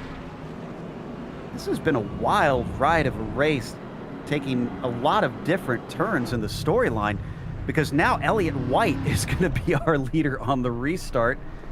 As there we see the 77 taking his repairs. Long gets promoted up into second, and now this Brandon Walter in the 99 is on the podium.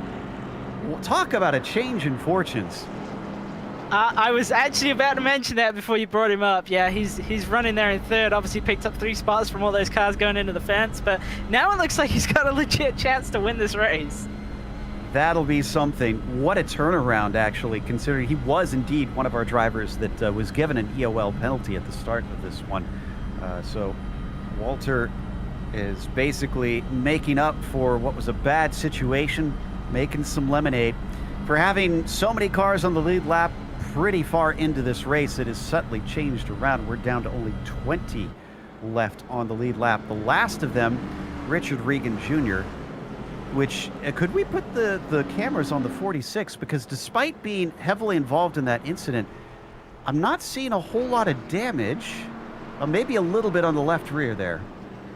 Yeah, I think he was the one who kind of got away with it the most. Obviously, he was the car that got turned around, but when they ended up to the fence, yes, that's not actually too bad. But when he ended up near the fence, it was him who kind of got spun away from it. So by the time Joshua Daniels arrived, he was sort of out of the way, and it was actually Connor Hall who took the big hit there. But another driver to keep an eye on actually is Bradley Holly. He obviously took a lot of repairs early on, but he's back up in 6th now. One of the rare cases where not being up at the front actually paid off for him, is he was away from all that action. And certainly he has a good shot here today as well now. So of our drivers who have won races so far in the first 3 of this season, Connor Hall took 2 of them, and Regan took the other one at Martinsville last week. Now, Regan is still potentially able to try and fight back and take it and be a repeat winner, but I'd say we're looking for a 3rd new winner in 4 rounds. Yeah, I would definitely agree. We'll have to see if Regan Jr. still has pace, but Connor Hall is definitely out of this. He's scored 2 laps down already and still in his pit box, so he's out of contention, that's for sure. Regan Jr. is definitely unknown. James O'Brien in the modified class is back there with him, and man, that's got to be so disappointing for him to obviously see pretty much all his main rivals go out in one wreck, and unfortunately have been involved in his own incident on the prior caution. So I think it's a pretty good chance I'm going to have somebody different in this race. Yeah, Regan feels a bit like that meme of the man in the noose as we go green. Once again, turning to O'Brien and saying, first time, as we plunge down into the first corner, and White got a fantastic start. So did Walter. He's gotten to the inside of the 28, but Long is not interested in handing that over. Oh, doesn't matter. He insists as we get a caution very quickly. I'm trying to figure out who caused this. It's Matt Hilton, maybe? I see. No, not him. It looks like it's happened towards the tail end of the field. Oh, it's so the 41. It's Doug Evans. Wow, it's honestly a miracle this is a one-car incident. Cervantes is going to help him around, but look at them scatter, and the seas just part, and thankfully nobody else takes any damage. Yeah, and he did a good job there of not spinning down into Cervantes. Unfortunately, looks like he might have ended his own race, but a good job by him to make sure nobody else was caught up in that. I just noticed as I looked over, we've had a decent dip in temperatures. It's down to 107 Fahrenheit on the track surface. It was at 113 maybe about 20 minutes ago when I looked, so it appears to be steadily decreasing as the sun goes down, and it's not that late in the day, frankly. It's only just before 4 p.m. virtual standard time, so not sure what is causing it to cool this fast, but I'm sure the drivers appreciate it. Yeah, definitely. I mean, we do tend to see the highest track temperatures sort of around that kind of mid-morning to mid-afternoon sort of point, so I do expect that we'll see it kind of cool off, but we've only got around about 30 minutes left on the clock, so there's not a huge amount of time for it to kind of get cooler in. And let's see, so we've got 75 laps left to go. Yeah, it's going to be tight. I mean, if they keep up this same average of cautions, the same pace, I think it'll come right down to the wire, but if they can keep it green, then it should comfortably get in there in the end. As we're waiting for the lights to go out on the pace car. Hawley went up yet another position in that brief period. He's now into 5th. And if I was guys like White, Long, and Walter, I'd be a little bit nervous seeing him in that F3 box now. Yeah, he's definitely one that you got to watch out for. Obviously, we know he's got a lot of pace. We do know he's carrying some damage, though. So he's not at full strength. He can be beaten. We've seen it. So whilst I think he's got a good shot, I don't think it's nailed on. And I definitely think that Elliott White and Matthew Long are both for sure contenders. We've seen they've got great pace today. We've seen they have great pace in past races too. Brandon Walter is obviously the kind of the unknown. He has made his way through from the back, but we don't know if he's got pace to fight these guys right at the very front. Here's what's interesting is even if Long doesn't manage to get by the 27, if he finishes P2 where he sits now, I think he might actually take over the championship lead. Remember, he was trailing O'Brien by about 3 points, and with O'Brien currently, well, in pit lane again right now, trying to take a few more repairs, in 21st, he should unfortunately find himself plunging down. He will have the drop weeks help him a little bit, but then he is, of course, under the gun to try and avoid any more bad days for the remainder of the season. Yeah, and that's the thing. Obviously, using your drop week so early on is never ideal. So not as now the lights are off on the pace car, and White once again will have control. Last time it was a great jump from that red, white, and blue machine. Will he manage to do it again, or has Long become wise to his tricks? And what about Walter and that intense fight that he was seeing with Matthew Long? There goes the pace car. And yes, once again, pretty good start there from Elliott White, putting some distance between himself and Long immediately drops down low to try and cover off Walter. Yeah, everybody very, very keen to kind of get single file immediately right there in the top 5. Whoa! Somebody into the wall hard. I'm trying to figure out, was that Lemieux? I think it's Lemieux. Trying to figure out. Oh, it was Farmer we're hearing. William Farmer. Let's take a look at that. Absolutely pancaked it. Really could not miss this one as everybody took the same line. Wow, he was way up into the gray stuff, and then it continued to drift out, and eventually you run out of racetrack. Yeah, got very, very close to making contact with Charles Sumner there in the Tropicana machine. And it's quite easy to do. Obviously, he locked up into one. He was high up, and he wanted to get back in line and tried to get as much as he could, and unfortunately got into the fence. Abner Costa and Richard Regan Jr. are coming back through, so doesn't seem to be hurting the 46 too badly, nor the 5, who seems to have gotten away lucky. Now up in front, Walter was fighting with Kalen, and suddenly Kalen found Bradley Hawley to his inside, and the 184 snatches up 4th place without asking twice. He sees Walter ahead of him, and he knows that that is now the podium positions on hand. Yeah, this is a great opportunity for Bradley Hawley to really get some points here and to do a lot of damage to his opposition, who've obviously had a bad day so far. That said, Regan Jr. and Acosta are moving their way through the field pretty quickly. They definitely look like they've not lost too much pace despite the incident. Yeah, and this is really bad for Long. Hawley is the one behind him in the points by about 4, I believe.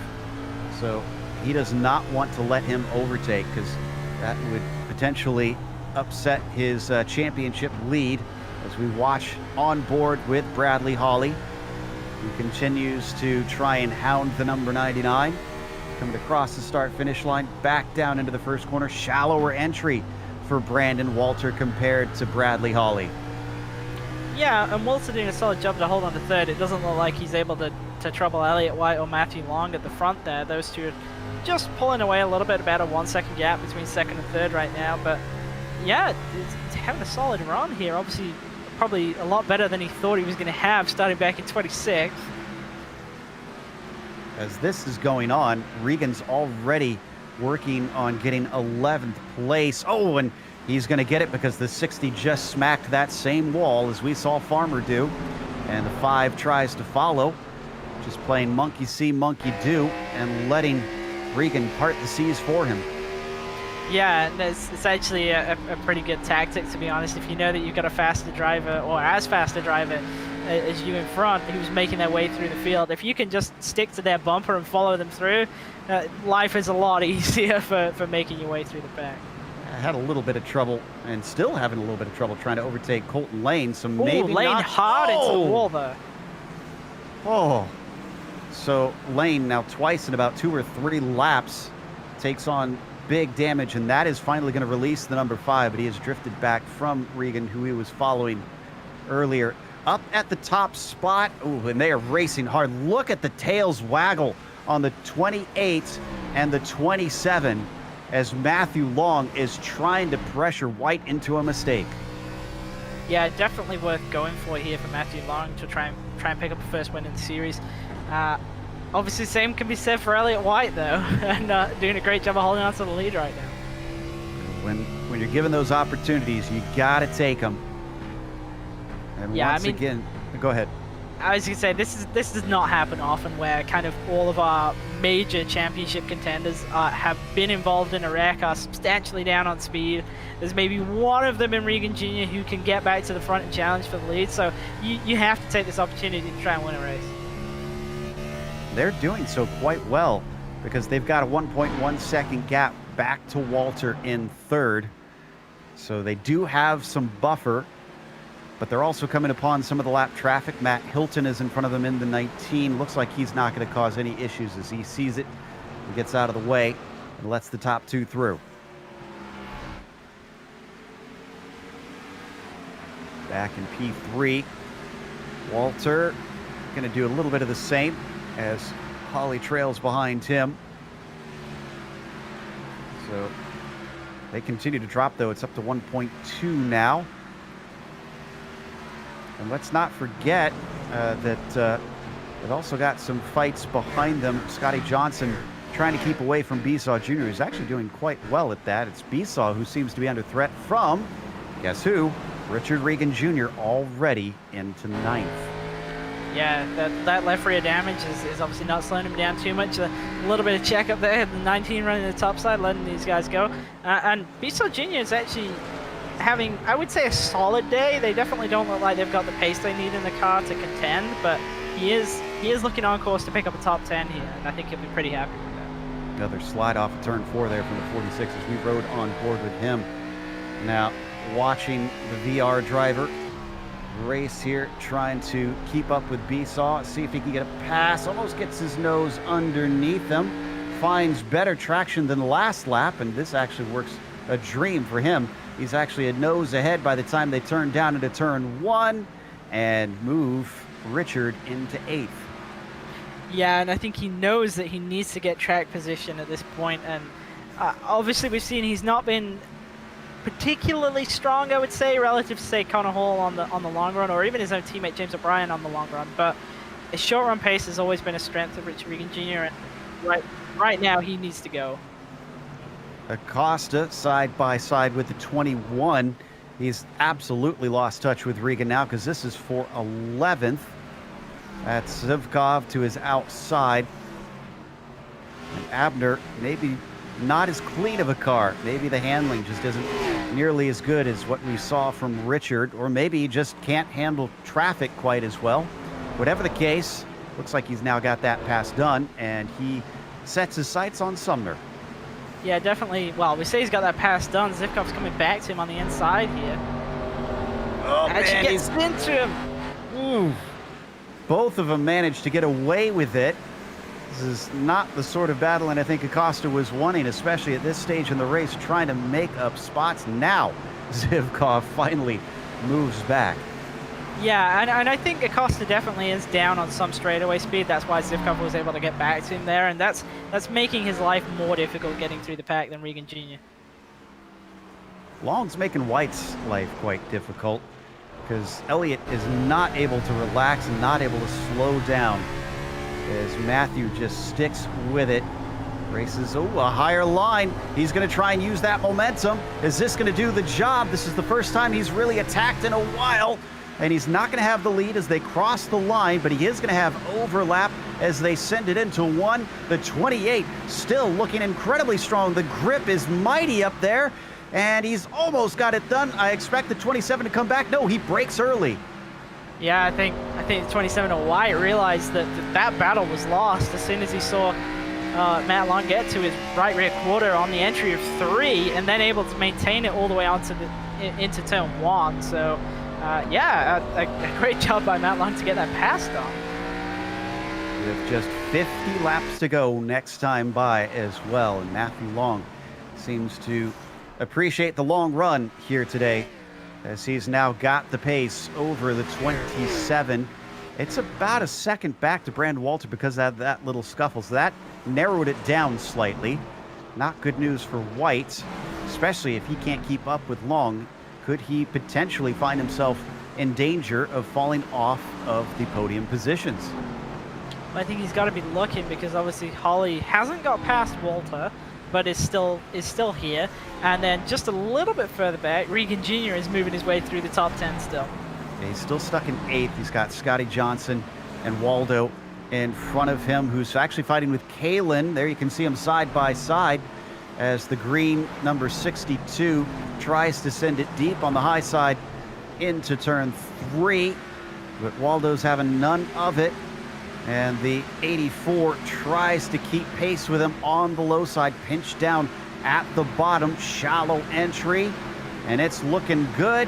And then it swings back, the pendulum going back in favor briefly to Kalen. Yeah, and this is helping Regan Jr. get up to this group, but obviously they're having their own battle. Scotty Johnson trying to go all the way to the top of the racetrack to get there. Not going to find that lane open, but is going to be able to get underneath Kalen going into turn 1. Almost looked like it was going to be a brilliant sneaky move, but just not enough grip way up high there for the 07. And what happened to Regan? Regan just dropped like a rock. Yeah, I don't know if he had his own issue there or what, but obviously he was up on this group. Looks like he's got a lot of front end damage, more than we saw him have. I'm wondering if he might actually now be overheating, and that's why he's had to drop off. He's trying to cool down to make sure he doesn't blow his own car up. Going back to see where this came from. Oh, you know what? He actually got into the back of Scotty a number of laps ago. It was a pretty good center punch. So you're right. I think this is hurting what the car can handle, what the engine can do.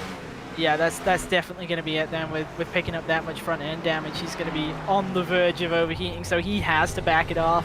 He knows at this point that he's got to go for points with so many other guys out of the race, that even though he probably does want to still pick up the win, he can't risk it. He has to back off. He has to take the top 10. Yeah, certainly not going to be good in his championship hopes. Wow. Cannot believe some of the things we've been seeing in this race, and we've still got about 43 laps left to go. Long has definitely dropped White. It's about a second now, and it is Walter who is threatening on that 27.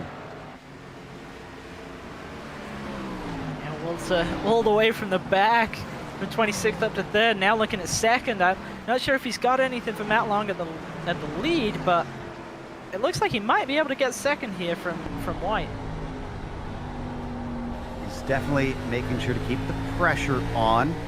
But Holly, surprisingly, is not as close to Walter as he was before. I wonder if he's also struggling on the long run, as the 99 immediately dips low. The 27 didn't even really fight it.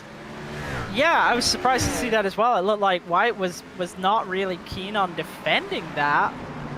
Walter drove in pretty deep, did wash up from the yellow line, but it didn't have to chase it up the racetrack or anything. It really looked like that kind of caught White out by surprise. And White now struggling a little bit. Walter's going around. He catches it once, twice, not 3 times. That's going to be a caution. Nobody else involved. Oh man, such great inroads from Walter.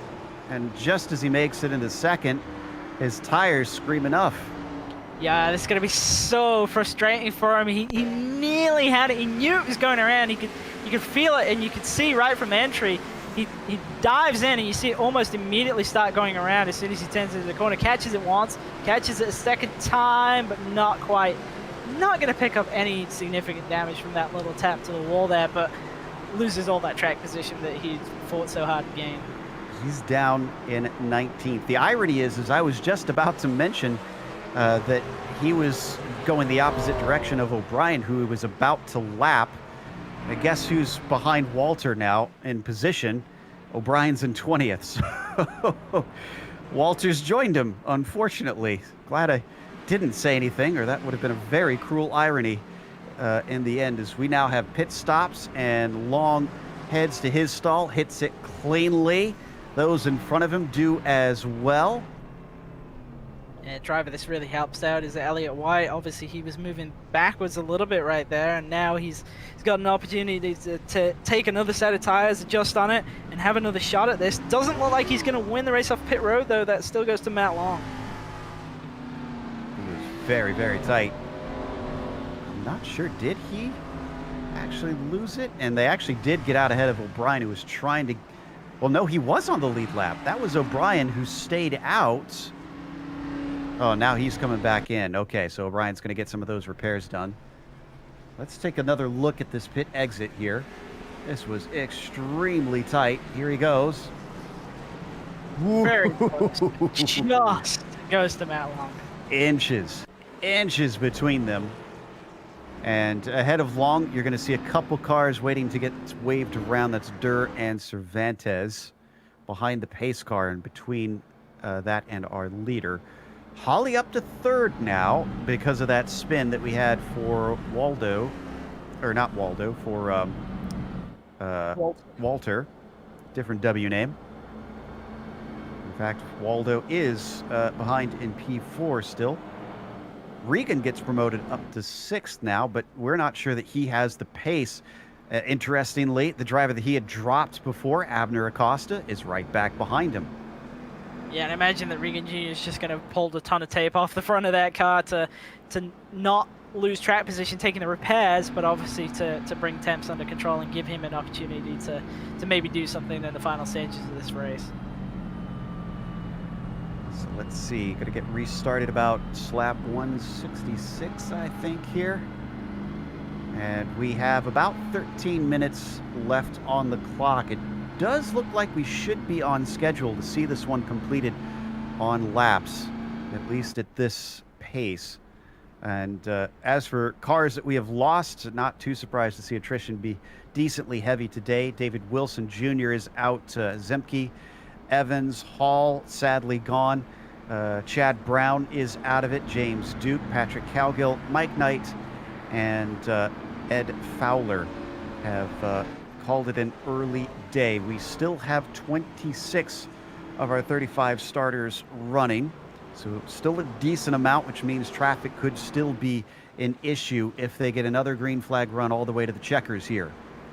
Yeah, and it is very, very tight for time. I think if we get one more yellow, then it's going to go to a timed race and not get the full distance in. But if it can go green from here, then they might get it in. But as you say, there is still the possibility of running up on lap traffic. I don't think it's going to be too much of a deal. I'm interested to see if Holly can do anything from third here, though. Absolutely.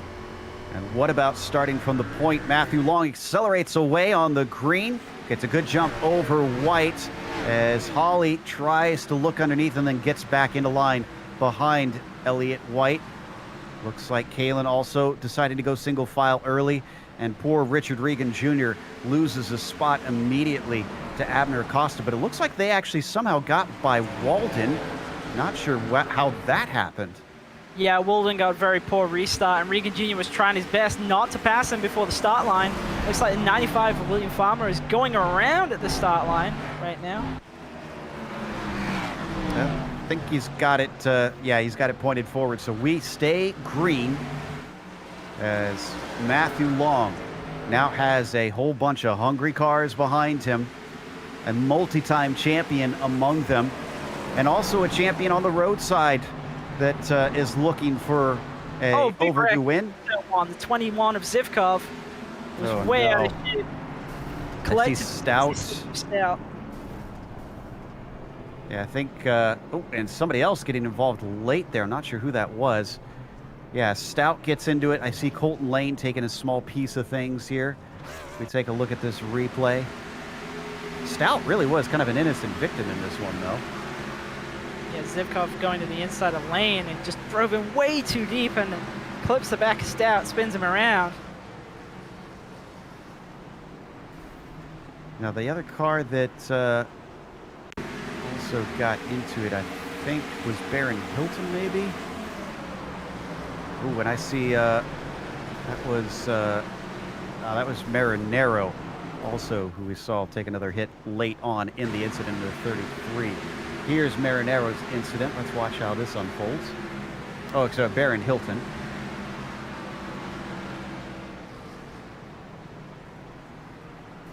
Oh. Both of them are right with each other anyways. And then the 95, who just saved a huge moment on the front stretch, gets into it right at the end as well. Poor guy. All right. It's under caution once again, and we are now down to 11 minutes left with 30 laps to go.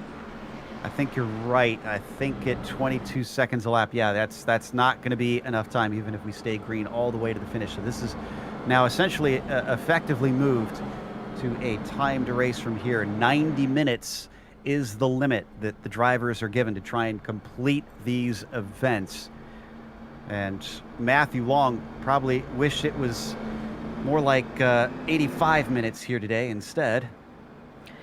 Yeah, I'm not sure what he would have preferred at this point, to be honest. Obviously, he has command of the field, and he had a pretty good jump on the restart there. It looked like he might have been able to get away, but the laps, well, the time ticking down is obviously less laps, so there's less opportunities for him to be passed, but at the same time, he's kind of got to just wait it out, and that's, yeah, you know, that's not really fun either.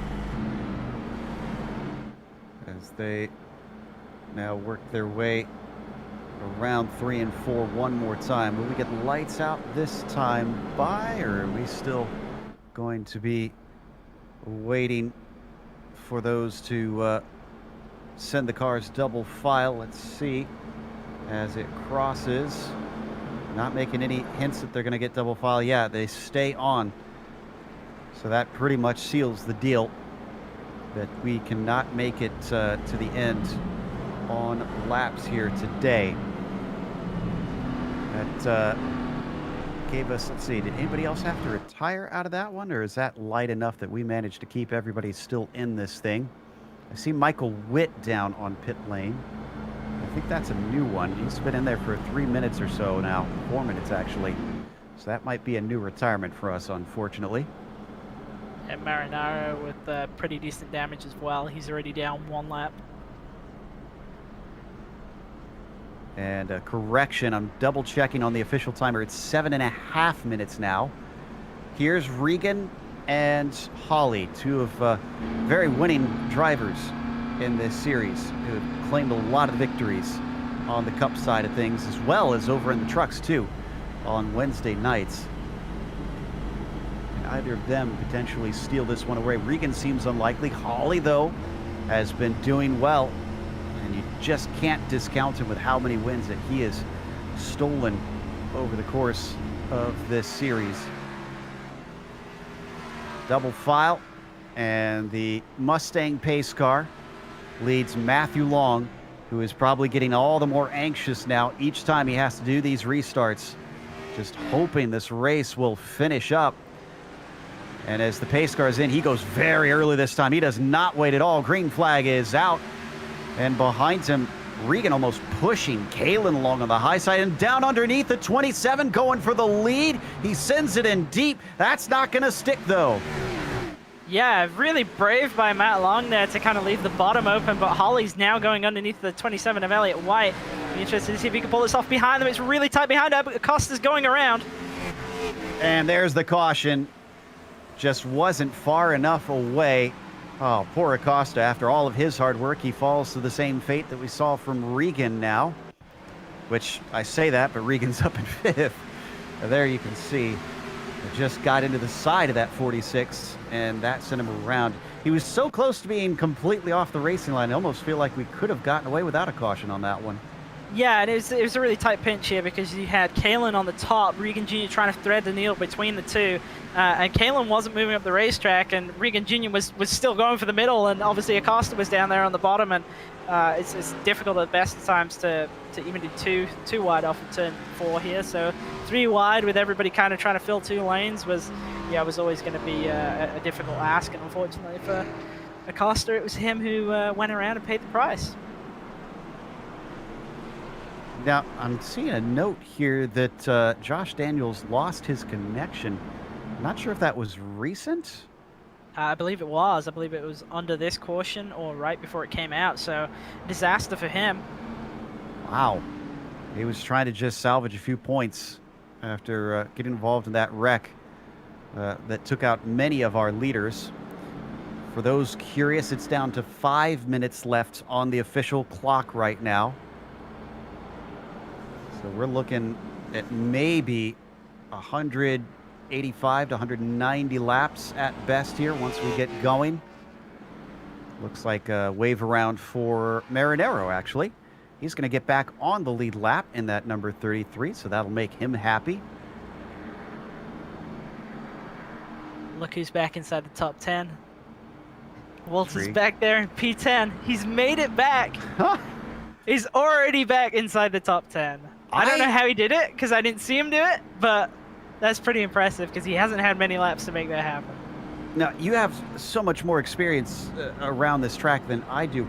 I'm kind of shocked at the number of cars we've seen go all the way to the back and somehow get back all the way to the front again. Have you ever seen something like this before at Richmond? Actually, yeah, I have, but I've never seen it happen that fast. I had a couple of times where I really didn't qualify great at this racetrack and had to move my way through. So I know it's possible to move your way forwards, but obviously in such few laps, it's generally quite difficult. But I only saw one of his moves kind of as he was coming back through, and he put everybody 3 wide going into turn 3, and obviously nabbed a couple of positions that way, being pretty aggressive with it. But, you know, we are coming down to the end of the race, and that's kind of expected, to be honest. But it is a difficult track to move back to the front. Not only is it the end of the race, but we're seeing fewer and fewer green flag laps. So that's only going to exacerbate things as drivers continue to make those aggressive moves to try and make up for the lack of time. It's going to be very few laps, actually. Might even not make it to 185 because we're down to 3 minutes left and we're not even double file yet. We're waiting for the lights to get out still. Yeah, it's coming down to only a very short number of laps at this point, which I think Matt Long is happy to see. But then again, he nearly lost the race lead on that first run down to turn 1. So I imagine we're going to see him be a bit more aggressive with his defense on the bottom line this time. One more caution won't necessarily end it. If we get a caution again, that will send us into a green-white checkers, but with the overtime, that will only give us a 1-lap finish instead of a 2. If I think I finally have got this down, the way it works with a timed race. We're getting double file, restarting with just under 2 minutes left on lap 181. Regan Jr. is not out of this yet. He is restarting in P5, third on the bottom. I wouldn't bet on him winning this, but can definitely make it happen. It'd be amazing that if that banged up car winds up in victory lane, especially when it looked like maybe the thing was going to explode at one point as the pace car comes in. And Long once again takes off very early. Does he try to cover the inside this time? He leaves it open for the time being. Now he ducks down low. Instead, the 27 is having to fight for second because Bradley Hawley gets involved. He was ahead of Richard Regan Jr., who gave him a nice little push on the start, side by side between second, third, fourth, and fifth. Yeah, and Regan Jr. with a great restart there. Kalen trying to hold on the top side, but now the front 3 all getting single file. We have a minute 15 left to go. You can see Regan still having to work hard to complete the pass on Kalen as he's to his outside, but it is single file for the top 3. Long, White, Hawley. They come around to start lap 183 now. We're down to 58 seconds to go, and Hawley gives it another shove down to the inside through 1 and 2. Can he make this one stick? He looks strong off the corner. Yeah, it looks like he might be able to make this work. White on the top side's got to get a good run to try and defend this. If we're right on the time, there should be 2 to go as they come to the line. Hanging tough. Elliott White's going to make him work for it. And Regan Jr. is back there now into P4. If they keep fighting like that, I think he'll size up a podium finish as he knows that he can maybe catch them napping, catch them distracted with each other. We watch from on board with Bradley Holly. Oh, and he drifts up, just finding enough space to get in front of White. Yeah, Holly just about clear there, but White's still stuck on the top side. Regan Jr. underneath him now. I believe this is the final lap. Down to 5 seconds, and we're on the backstretch as Matthew Long up ahead. There's the checkered flag. Matthew Long is our winner here today. Holly up to second somehow. Elliott White into third, and Richard Regan Jr. deserves a pat on the back and maybe a cool drink after that one to somehow claim fourth. Yeah, great recovery by him. And Mark Kalin picking up a top 5 as well. Fantastic stuff. Long is going to be ecstatic. He's going to burn it down. We'll come back with the unofficial results as well as driver interviews, so stick around.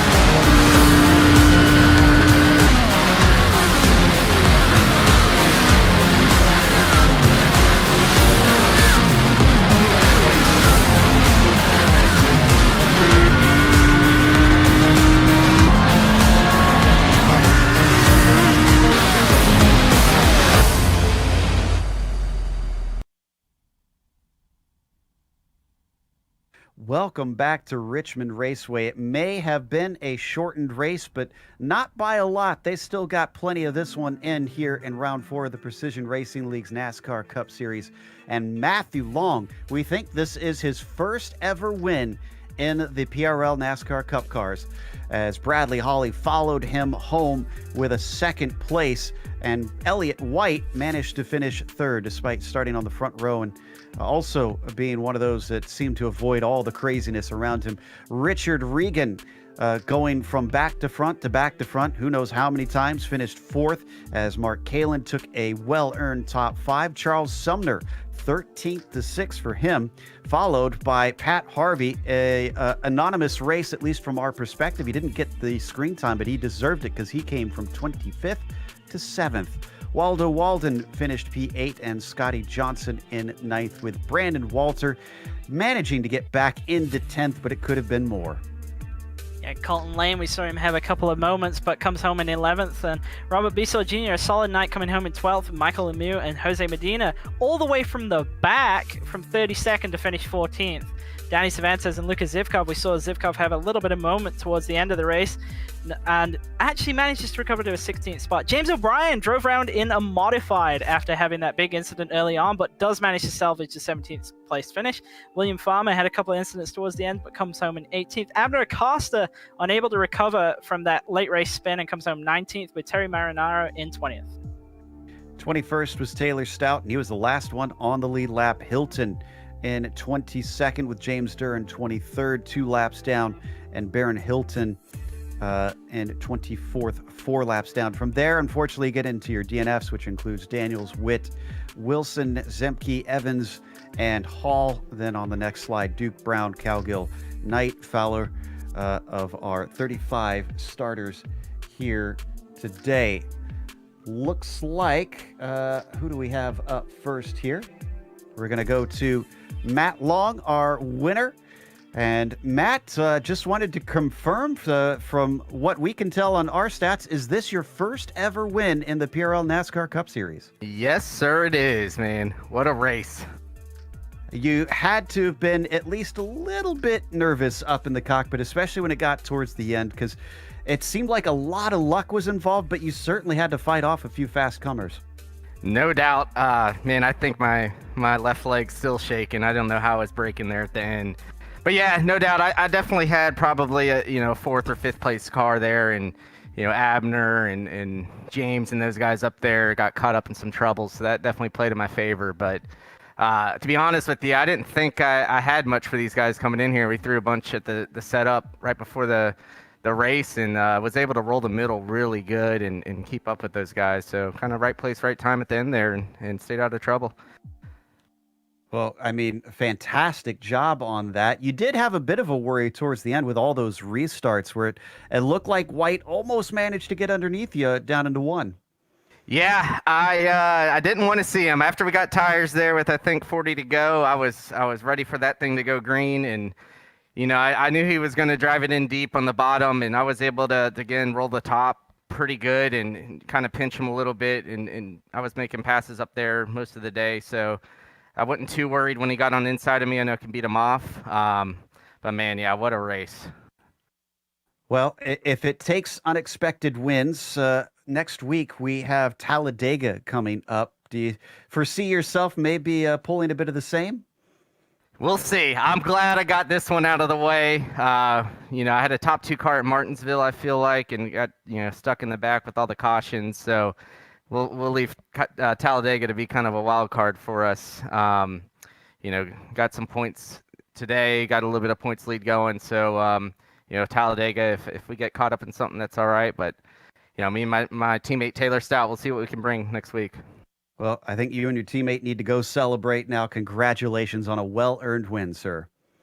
Thank you. Yeah, just want to shout out Pebble Isle Marina for being on the car this season. Kentucky Lake, Tennessee there. James Bird for hooking us up with that. So check them out if you're ever in the area. That was Matthew Long, Victor from 7th on the grid today. Up next, it was Bradley Hawley, another one of our many drivers who had to climb back through the field. Christian has caught up with him. Bradley, you started 4th, and you did manage to finish 2nd, but kind of was a bit of an up and down race right there. Obviously, right at the beginning, it looked like you were having a really kind of intense battle with Richard Riggin Jr., and you looked like you got into the wall a little bit, coming off of 4 a few times maybe, and then we saw you on pit road repairing some damage. Looked a little bit difficult of a race because it looked like you were kind of never really at full strength the entire time. I mean, yes and no. I saw Richard get a little loose on the inside of me, so I tried to give him a little room and just gave him too much and put myself in the wall. So, but I mean, getting through the field, it was more just taking my time and trying to save my tires as much as I could and just try to get into a position to get back up front. Well, that definitely worked out. Obviously, we had quite a few cautions tonight, but you were able to avoid the majority of the incidents. And at the end, you were restarting a couple of times with kind of that money position at 3rd. Did you kind of have any ideas that you might be able to sort of steal this win right at the end? No. I mean, with how difficult it was to get around Elliott, I had to plan my attack against him first, and then try to get up to Long. But he had such good exit speed that I don't think I really had anything for him. I'll definitely did give it a good shot right there at the end. And next week, it kind of couldn't really be more different. Obviously, going to Talladega. You got any thoughts for that race? Obviously, draft package is a lot different than the last time everybody went there. Yeah, it's gonna be survive. See what happens. I mean, you know how Talladega is. It's a 50-50 chance if you're gonna survive or get killed somewhere in a big wreck. Yeah, absolutely. But we'll definitely be along watching, and hopefully you'll have a good run there. And before we let you go, is there anybody you want to give a shout out to? I like to thank the Waterback guys. We practice week in and week out, trying to have the best possible setup we can do.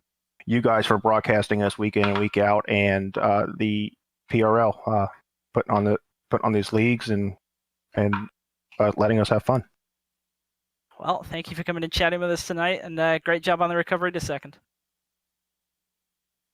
That takes us to third place finisher Elliott White, who actually was up at the front for a good chunk of this race himself, including when we had the wreck that took out many of our leaders. They were right in front of you, and that had to be quite the experience. Describe what it felt like from your perspective, seeing that unfold, Elliott. Yeah, I mean, I was not expecting it because I know Connor had been taking it pretty easy at the beginning of runs and not really making many passes, just saving tires, and it happened pretty unexpectedly, and then I was gifted the lead, and unfortunately after that it was kind of a series of mistakes, but yeah, it was fun. Despite timing out, we did have actually plenty of long green flag runs. What was the car starting to feel like when we got some of those longer stints where you really didn't have any sort of rest? Well, it was for me. It was much better than the trucks were on Wednesday. The open sets we were running built loose. It would wear the rear tires, which was nice for me. But obviously, it was more of a handful in that sense. But it was also really enjoyable. And I still don't really feel like I've figured out how to drive the track, to be honest, after 2 full races. Well, as was mentioned, I mean, thankfully it's going to something completely different and maybe a little simpler to drive with Talladega. Do you see yourself continuing to vie for victories and podiums like this, especially at a place so unpredictable like that?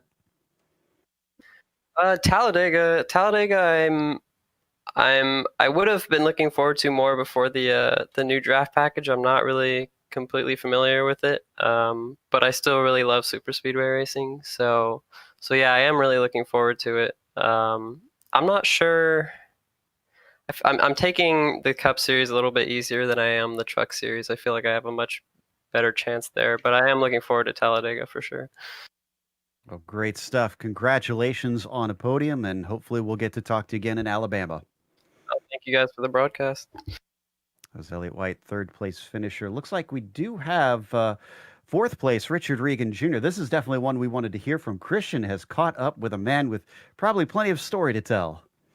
Richard, it definitely looked like it was, an up and down race to say the least. And obviously you were contending at the front with Connor Hall for a vast majority of the first portion of the race. And then there was that incident into turn 3 where you got turned around. You kind of got out of that. I'm not going to say lucky, because obviously you still went all the way to the tail end and you did pick up damage, but at least you were able to recover. And what a recovery drive it was. I mean, you got all the way up to 4th.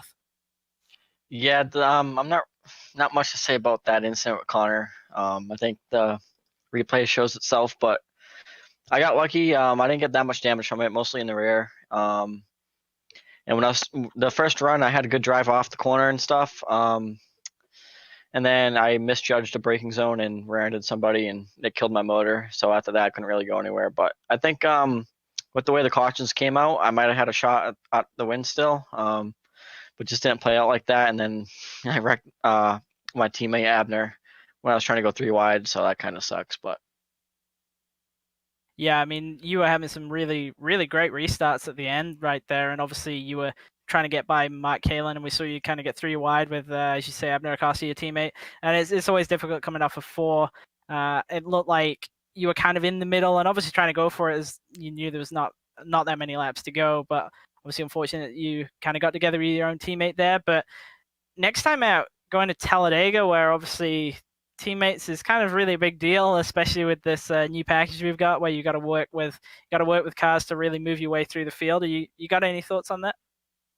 It's gonna be different. I haven't tried the new draft package yet. At Daytona, we were really fast. So I'm hoping we can take some things from that Daytona set and it'll transfer to the Talladega set. But we'll see with this package because it's a lot different on how the car sucks up and stuff. So we're probably gonna have to do a whole new package.